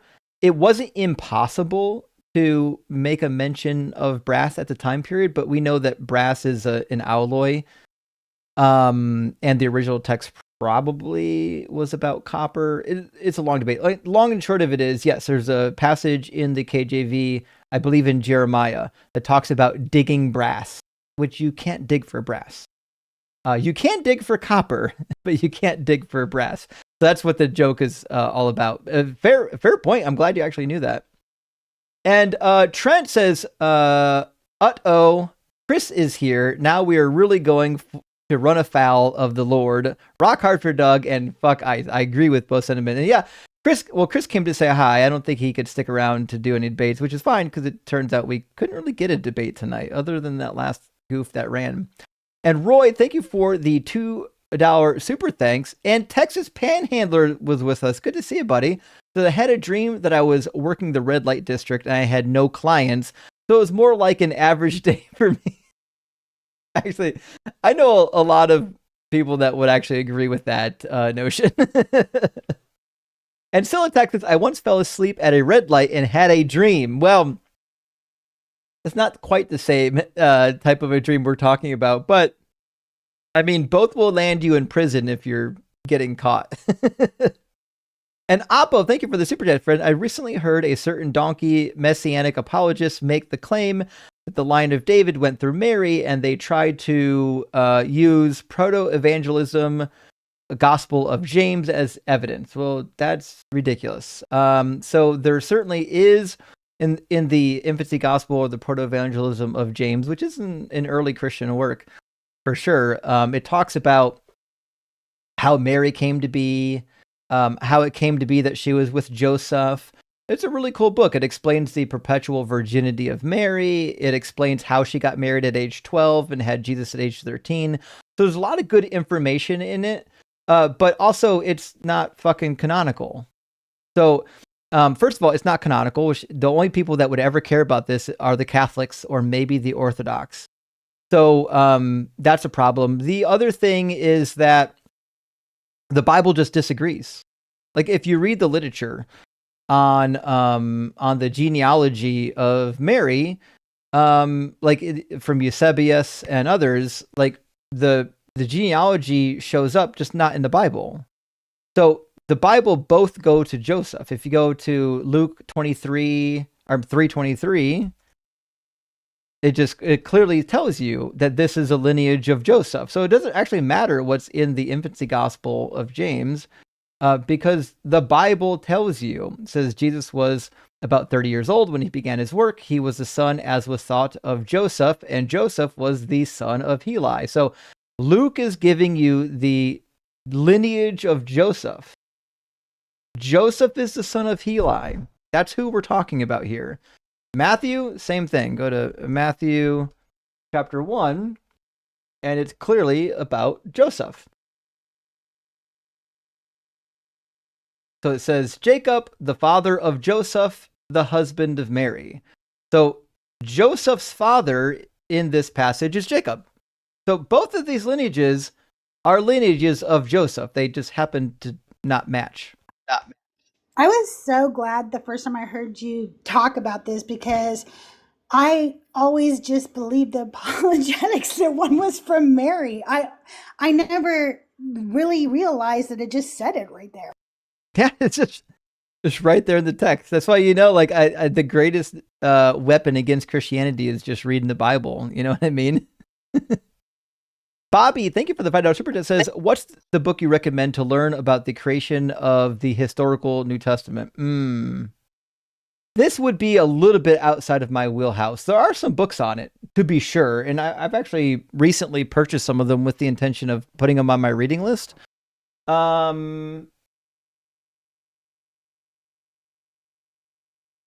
don't know if I actually have them, but like I'll tell you some classical books that I read when I was in school. So F.F. Bruce wrote a book on the canon of the biblical canon. I forget. I think it was a canon of the New Testament was the actual name of it. Give me a second to make sure that's correct. F.F. Bruce, canon of Scripture. Give me a second. So this is, I want to say this is an older book. I don't know if they're still prescribing this inside of like seminaries and whatnot. But this is one of the ones that like I was encouraged to read, The Canon of Scripture by F.F. Bruce. But this doesn't really go much into the actual formation of the text, like how the text came to be. You might want to talk to somebody like C.J. Cornthwaite on that. I specialized in the Hebrew Bible. C.J. Cornthwaite did his PhD in early Christian origins, and he's definitely really interested in the formation of the Christian New Testament. So he would be a really good person to ask. And in fact, I know he already has some videos on this topic. I'm getting an Ian raid right now. Sorry, everyone coming in from Ian's live stream. Thank you. I'm actually ending. I'm not streaming late today. I'm actually ending right now. I'm just reading through the super chat. Sorry to disappoint you, but yeah, CJ Cornthwaite's definitely going to have some better book recommendations on this. And yeah, the books that I purchased that I wanted to read on this topic are actually downstairs on my to-read shelf.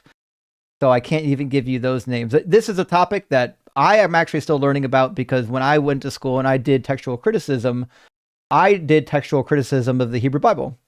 So there's a lot of textual criticism of the New Testament that I'm still learning. So on this particular question, I would say definitely go hit up CJ Cornthwaite. He's got an email address. You can just email him. So Eki Ho, thank you for the super chat. Says, not urine, Justin, for fuck's sakes, Paul Prince. Oh, sorry.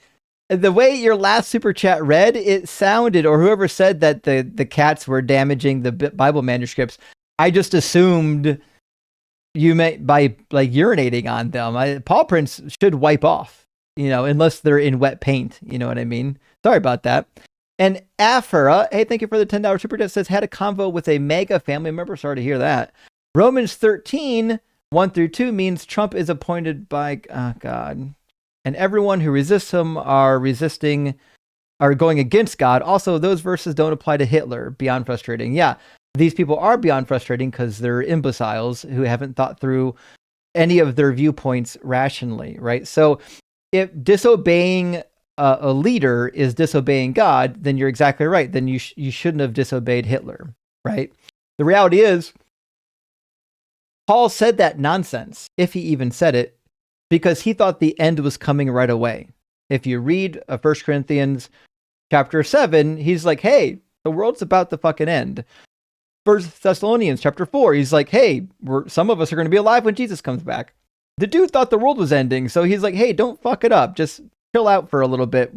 The end's about to, don't fuck up and rebel against the government and get yourself killed, because, fucking God's in control of that anyways. If the leader was evil and doing evil shit, Paul probably would have said, maybe you can get the fuck out of there, and he certainly didn't agree. There were laws against teaching what Paul taught, and he did it anyways. So even Paul didn't follow his own advice. And Akane says, what the fuck is the point of women having long hair to cover their body if they should then cover their hair? That's counterintuitive. Okay, so this is where it gets difficult. So some people thought that the long hair wasn't to cover the body, it was to show their authority, their covering what meant the person over top of them, the person that has authority over them. That's what it meant. It wasn't to cover the body. So it's just difficult language. That being said, read the laws of Hammurabi, read the Hittite laws, and some of the other ancient law codes. There were a lot of laws regarding head coverings, when to wear them, who could wear them, and they even give you a little picture of why they get worn, as well as the Middle Assyrian law codes.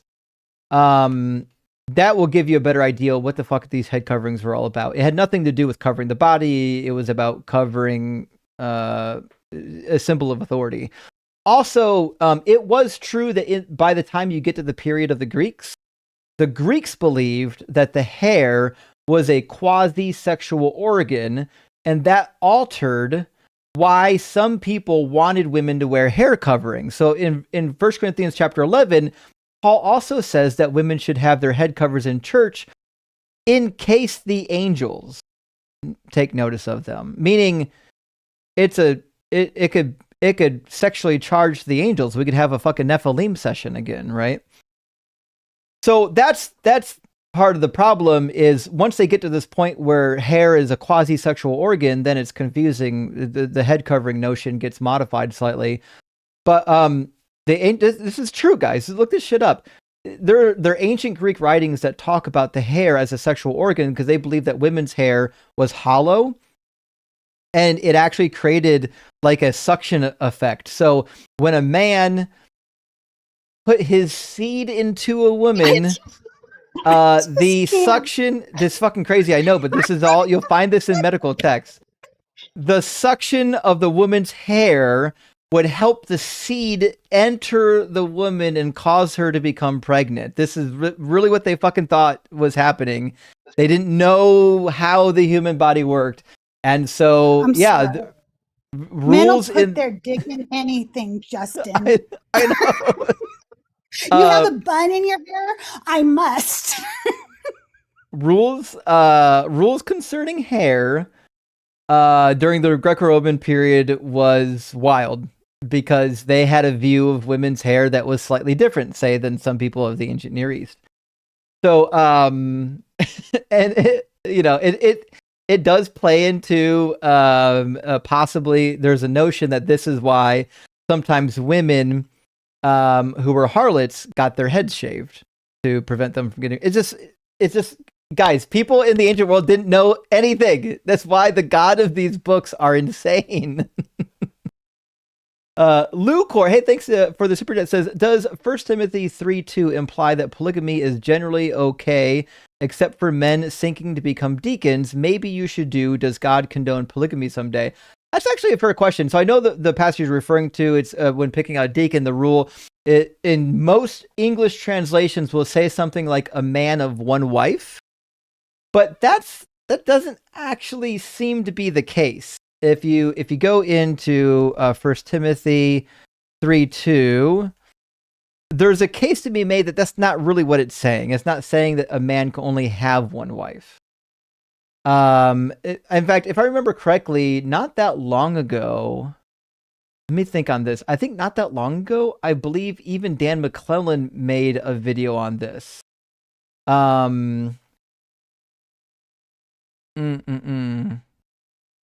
I think the argument was that the word in question could also mean a man only of his wife, meaning a man who doesn't cheat on his wife, a man who doesn't sleep around. So it's the word, like the literal number one, could have showed up in the text, and it doesn't, right?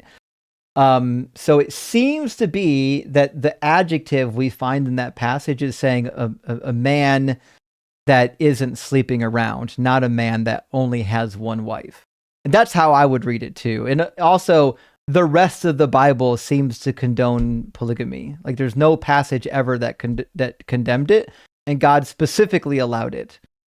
So I don't think I would read some more commentaries on the Greek of 1 Timothy 3:2, because I think the way a lot of our English Bibles are translating it are trying to translate monogamous relationships into the Bible, and it's not actually there. Give me 1 second. I want to see SV. I want to see what it says in my translation. Curious what they did with it. Oh yeah, my translation did the same thing. It says only married once, meaning not divorced. So the NRSV is suggesting that this is referring to not getting a divorce. And actually, this would check out in Jewish culture. I'll tell you why. If you read the Talmud, they have really strict stipulations over who actually gets to be on the Sanhedrin. And there are rules against whether or not you can take a single person that's never been married and whether or not you can take a person who's been married and divorced. And it seems like men who were divorced might have been less qualified to be leaders. So you can definitely read it that way. I can see why the NRSV would translate it that way, but that's not the only way to translate it. Again, it's a notoriously difficult passage, and it's also fucking true that Paul didn't write any of this letter. It is what it is. It's a good question, though. It's a good question, but you're going to find a lot of scholarly opinions on this one. The Cake is a Lie says, speaking of cats, there is a famous Irish poem called Pangyr Ban. I didn't pronounce that correct. Written in the 9th century by an unknown monk or scribe about his little white cat. I didn't know that. Holy shit. Now I'm learning. Okay. Thank you for the information. And Ken the Skeptic, thank you for the super chat. Says red light work is legal in some countries north of Clark County, but not in Vegas. Super chat window sucks using iPhone. Ugh, I'm sorry about that. Thank you for the information, but you are correct, actually. I didn't want to make a big deal of this, but if anyone who's spent time in Nevada knows that locals will try to get you to go see escorts. Like they have salesmen in the streets. But like typically, the information's pretty widely available that the information they pass out, either A, it's being done in secret, or B, you have to go to another county, right? That's kind of the hitch. They go to Vegas because that's where all the people are, but then they try to hand out, like playing cards with escorts, but it's always like, they're everywhere. They're all over the pavement. Yeah, you have to go somewhere else. I believe, if I remember correctly, it was that was one of the reasons why Reno became a thing, because I think in Reno they actually did allow it. So a lot of people who actually came for that figured out that it was legal in Reno, and so Reno gets all this traffic. If I'm remembering my Reno lore a little bit. But yeah, it isn't actually true. It's actually a rumor that that red light business is acceptable in Las Vegas. But Zach, hey, thanks for the super chat all the way from New Zealand. Says rock hard for Doug. I don't.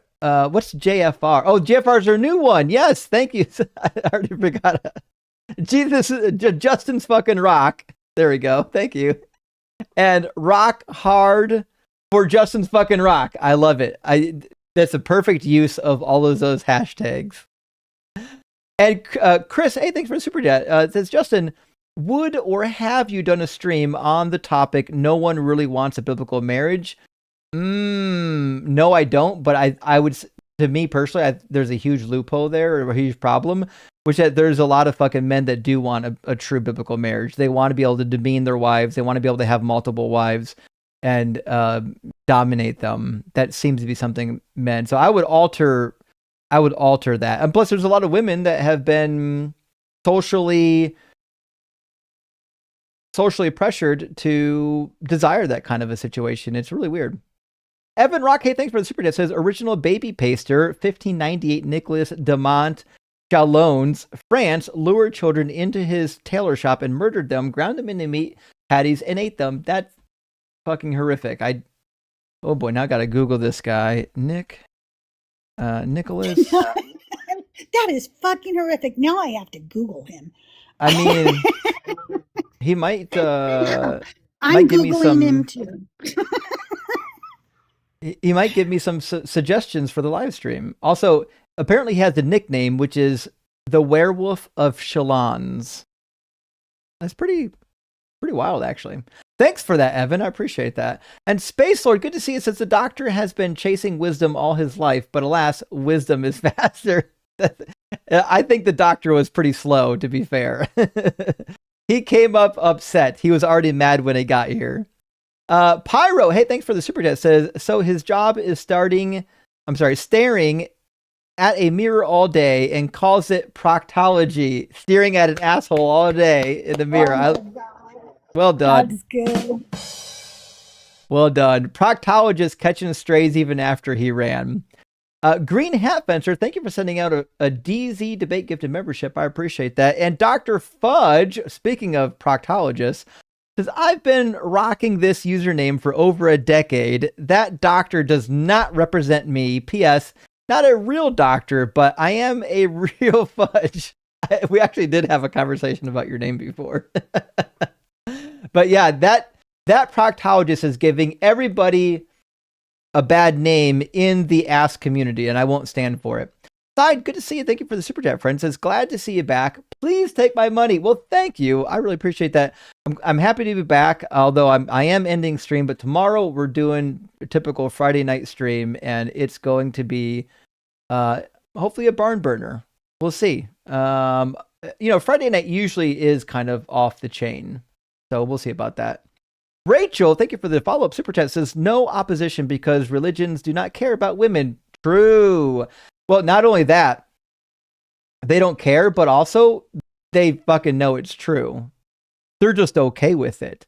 Like the Christians, some of them have read the book and they're like, yeah, God doesn't give a shit about women. Neither do I. Is what it is.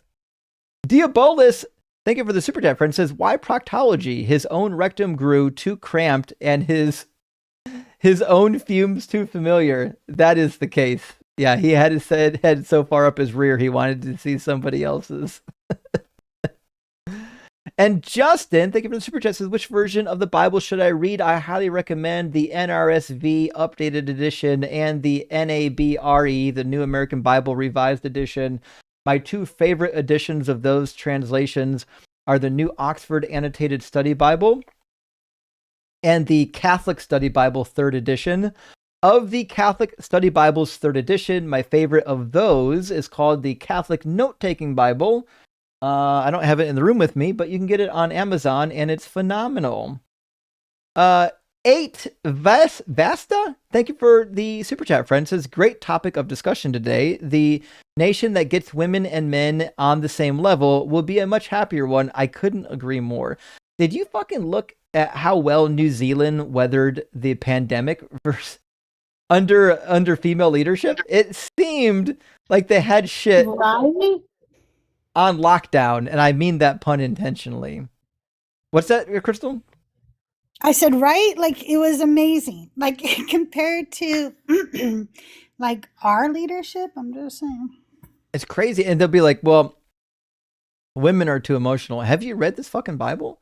This God is the most emotional character I've ever seen. Gets literally bent out of shape over nonsense about, I forgot to get the fucking yeast out of my cupboard before the days of bread.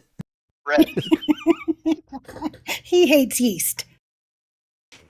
It is what it is. He's got a terrible yeast infection, I think.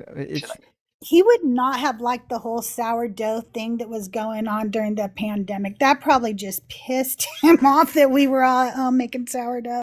It's true. He was so mad about it, he gave us Trump again. So that's, what are you going to do? Is that what happened? I'm going to blame the sourdoughs out there for this. That's the punishment. Spirit Animal of Chaotic Capybaras, thank you for the super chat. It says, proctologist ran from scripture he didn't know. I would have thought he'd be intimately familiar with passages full of horrific shit. Actually, horrific passages about shit. With the proctologist, I see that. That was pretty good, actually. That was a good joke. And maybe Necro, the artist formerly known as Necro, that could possibly still be Necro, says, did you hear that Trump didn't recognize any of Epstein's survivors at the... Actually, I watched that at the State of the Union. That's because he hasn't seen them since they were 12. Oh, fuck. That is the case.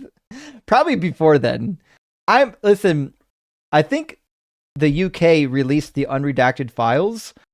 I kind of have some suspicion that other countries that have files on them are going to start releasing them and pressure our deranged government into doing the same. We really, if we don't prosecute these fuckers, man, our country is more cooked than we thought. Ferouz, thank you for the $5 super chat, says, why are all of us trying to find God in old books? Well, I'm not. Look at your life, and I hope you will find answers. Life is time. We have limited time. I agree. Don't waste your limited lifetime on these toxic, barbarian fucking religions. No point. Destroyer, hey, thank you for the super chat, friend, says, hey, Justin, why don't I see you go live as much as you used to? Well, I do. I was out of town this last week, and my flights were fuckered. Actually, you have your regular show. You're also on Unapologetic. You're also often Yeah. on the line. Or, you're supposed to be over with Dr. Kip right now, actually. Yeah. You're live. You're just not always on this specific channel. Y'all got to make sure you're following him, join the Discord, check out his channel on the Discord, and then you'll know where Justin is. Yeah, absolutely. Join the Discord. He said, where can I find your schedules? Well, I have a calendar on my profile that has my typical dates. I'm hearing more and more people want it. So I'm probably going to keep it updated as much as possible. So I even have like the one-off appointments on there that people can see what's going on. But the dates on my current calendar are typically the usual dates that I'm live at the usual times. If I'm not live at that time, then typically it's an unforeseen situation. Like today or yesterday, I was supposed to be live yesterday, couldn't get home in time. My flight was delayed, right? So some things are kind of out of my control. But when I can't make it to an appointment, I typically try to notify people when I can. So, but sometimes I don't know until just before it, when my schedule gets fucked up. Not the Bible, Jason. Thank you for the super chat, friend. Says John 3:16 on the stall isn't on the bathroom stall isn't evangelism. That's so you know a Christian man is working the glory hole. Oh shit. Yes. The Shekinah glory in the bathroom is what that's for. I didn't think about that. That's an absolutely true connection. I should have seen that one coming, as did the guy in the glory hole. Eki Poe, thank you for the follow-up, says, what's your favorite OG skeptic debunker? Mine is Potholder54. It's amazing the work he's still doing. That's a good question. I don't know if I ever had a favorite. I used to do a lot of debunking content even before I was on social media on my previous website, and I don't know if there was ever a particular person that I would turn to specifically. I just turned to the scholarly literature and let the scholarly literature speak to me. So I don't really have a favorite. In current days, I love watching Dan McCullough, and I think he's got a great debunking channel.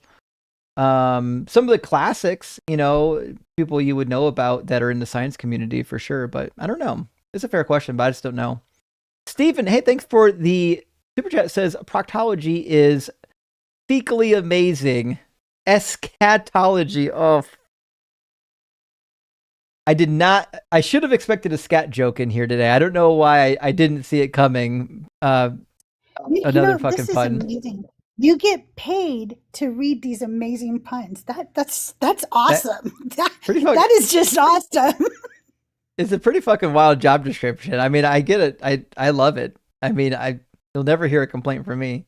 Last super chat from Joe. Thank you so much, friend, for the $10 super chat. Says, what's the meaning of Luke 14:26? I often hear it's not about actual hate, but to me, a cult leader inciting his followers against family members who oppose him seems not surprising at all. I think you kind of nailed it. This is where at the end of the chapter he says, he talks to the guy, says, let the dead bury his dead, so on and so forth. You're not allowed to follow me unless you take up your cross, so on and so forth.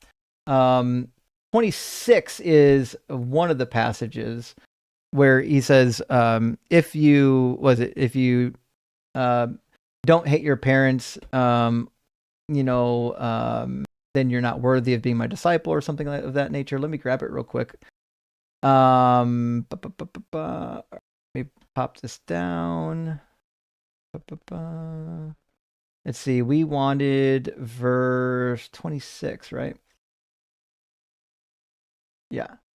Whoever comes to me and does not hate their father and mother, wife and children, brothers and sisters, yes, and even life itself cannot be my disciple. Yeah. So now I don't read this as Jesus saying you should literally hate them. Jesus does use hyperbole to his own detriment because he's too dumb to realize that some people aren't going to think it's hyperbole. My reading of this has always been, I need to be fucking number one. If I'm not number one compared to literally fucking everybody in your life, then you don't deserve to be my disciple. Now, you can believe in me and keep your family. You can believe in me and do what you want. But if you want to be my actual disciple, listen, that shit, you abandon everything for me. Everything you must abandon for me. That's why it says, so therefore, none of you can be my disciple if you do not give up all your possessions. He's saying to be a disciple, this is the shit you have to do. He's not necessarily saying that you have to do this to be a Christian. So, but yeah, is it a horrific Bible passage? Yeah, because even if he didn't mean literally hate them, he's definitely telling you that he as a cult leader is more important than your own fucking children. That's crazy shit to say out loud. You should never say that. And thank you for the follow-up, Destroyer. It says, according to the prophecy, the Messiah would come from the bloodline of David. Is there actually any proof that Mary came from the bloodline? Well, no, we don't have a lineage of Mary at all. None. There's no lineage of Mary given in the Bible, my friend. Read Luke 3:23 and Matthew chapter 1. Both of those lineages go to Joseph. There's nothing in there that is for Mary. So, all right, friends, I got to get off here and go prepare for another live stream elsewhere. Crystal, thank you so much for joining me. I always enjoy having you around. It's been fun hanging out with you. I'd love to plug two things real quick, if you don't mind. One, Rainbow Chad, our moderator here, his husband's been in the ER. If anybody can go over and drop a few bucks his way, he could use help. You can find that in the community section of the Discord if you want to know how, or go check out his bio. But he could use a little help right now. And the other thing I want to tell you is I did drop a podcast. It's called Anti-Sermons, AUNTIE. It's out everywhere you listen to podcasts. I'm decentering men, and we are telling the stories of every single woman, named or unnamed, in the Bible. And I have 3 episodes out already, and I'd love for you guys to go listen to it. And then there he is, Reverend Chad, right there. If you guys, he's got, on his page, you can go drop him a few bucks. If you guys got a little extra money right now, you can help him out. Okay. But thank you so much for having me up, and I'll drop by on a Friday night sometime. Yeah, thanks, Crystal. I appreciate it. All right, friends, we're going to send everyone, before I leave, we're going to send everyone over to Dalton's live stream. But also, I mentioned it earlier in the live stream, our friend Steve in the Discord put together an LLM through Google's venture, Notebook LM.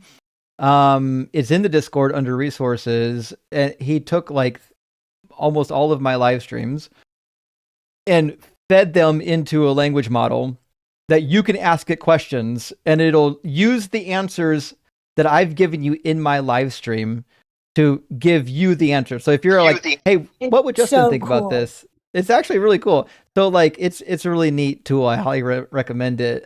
W Steve for creating such a cool thing. Now, I am going to set up, I've got a fundraiser that I'm setting up for Mini Kwan. Mini Kwan is in a situation right now. And then after that, I'll talk to Reverend Chad and see if there's something we can do for him so that we can make sure the people in our community are getting taken care of. So we definitely want to make sure that people aren't, falling through the cracks, Absolutely. All right, friends, go over to Dalton's live stream. Thank you so much for being here. I really appreciate it. Sorry it was a short stream and it was difficult to get opposition, but it is what it is. Tomorrow, we'll do it again. I'm sure we'll have some better opposition. Crystal, great to see you. Friends, we'll see you all again tomorrow. Bye.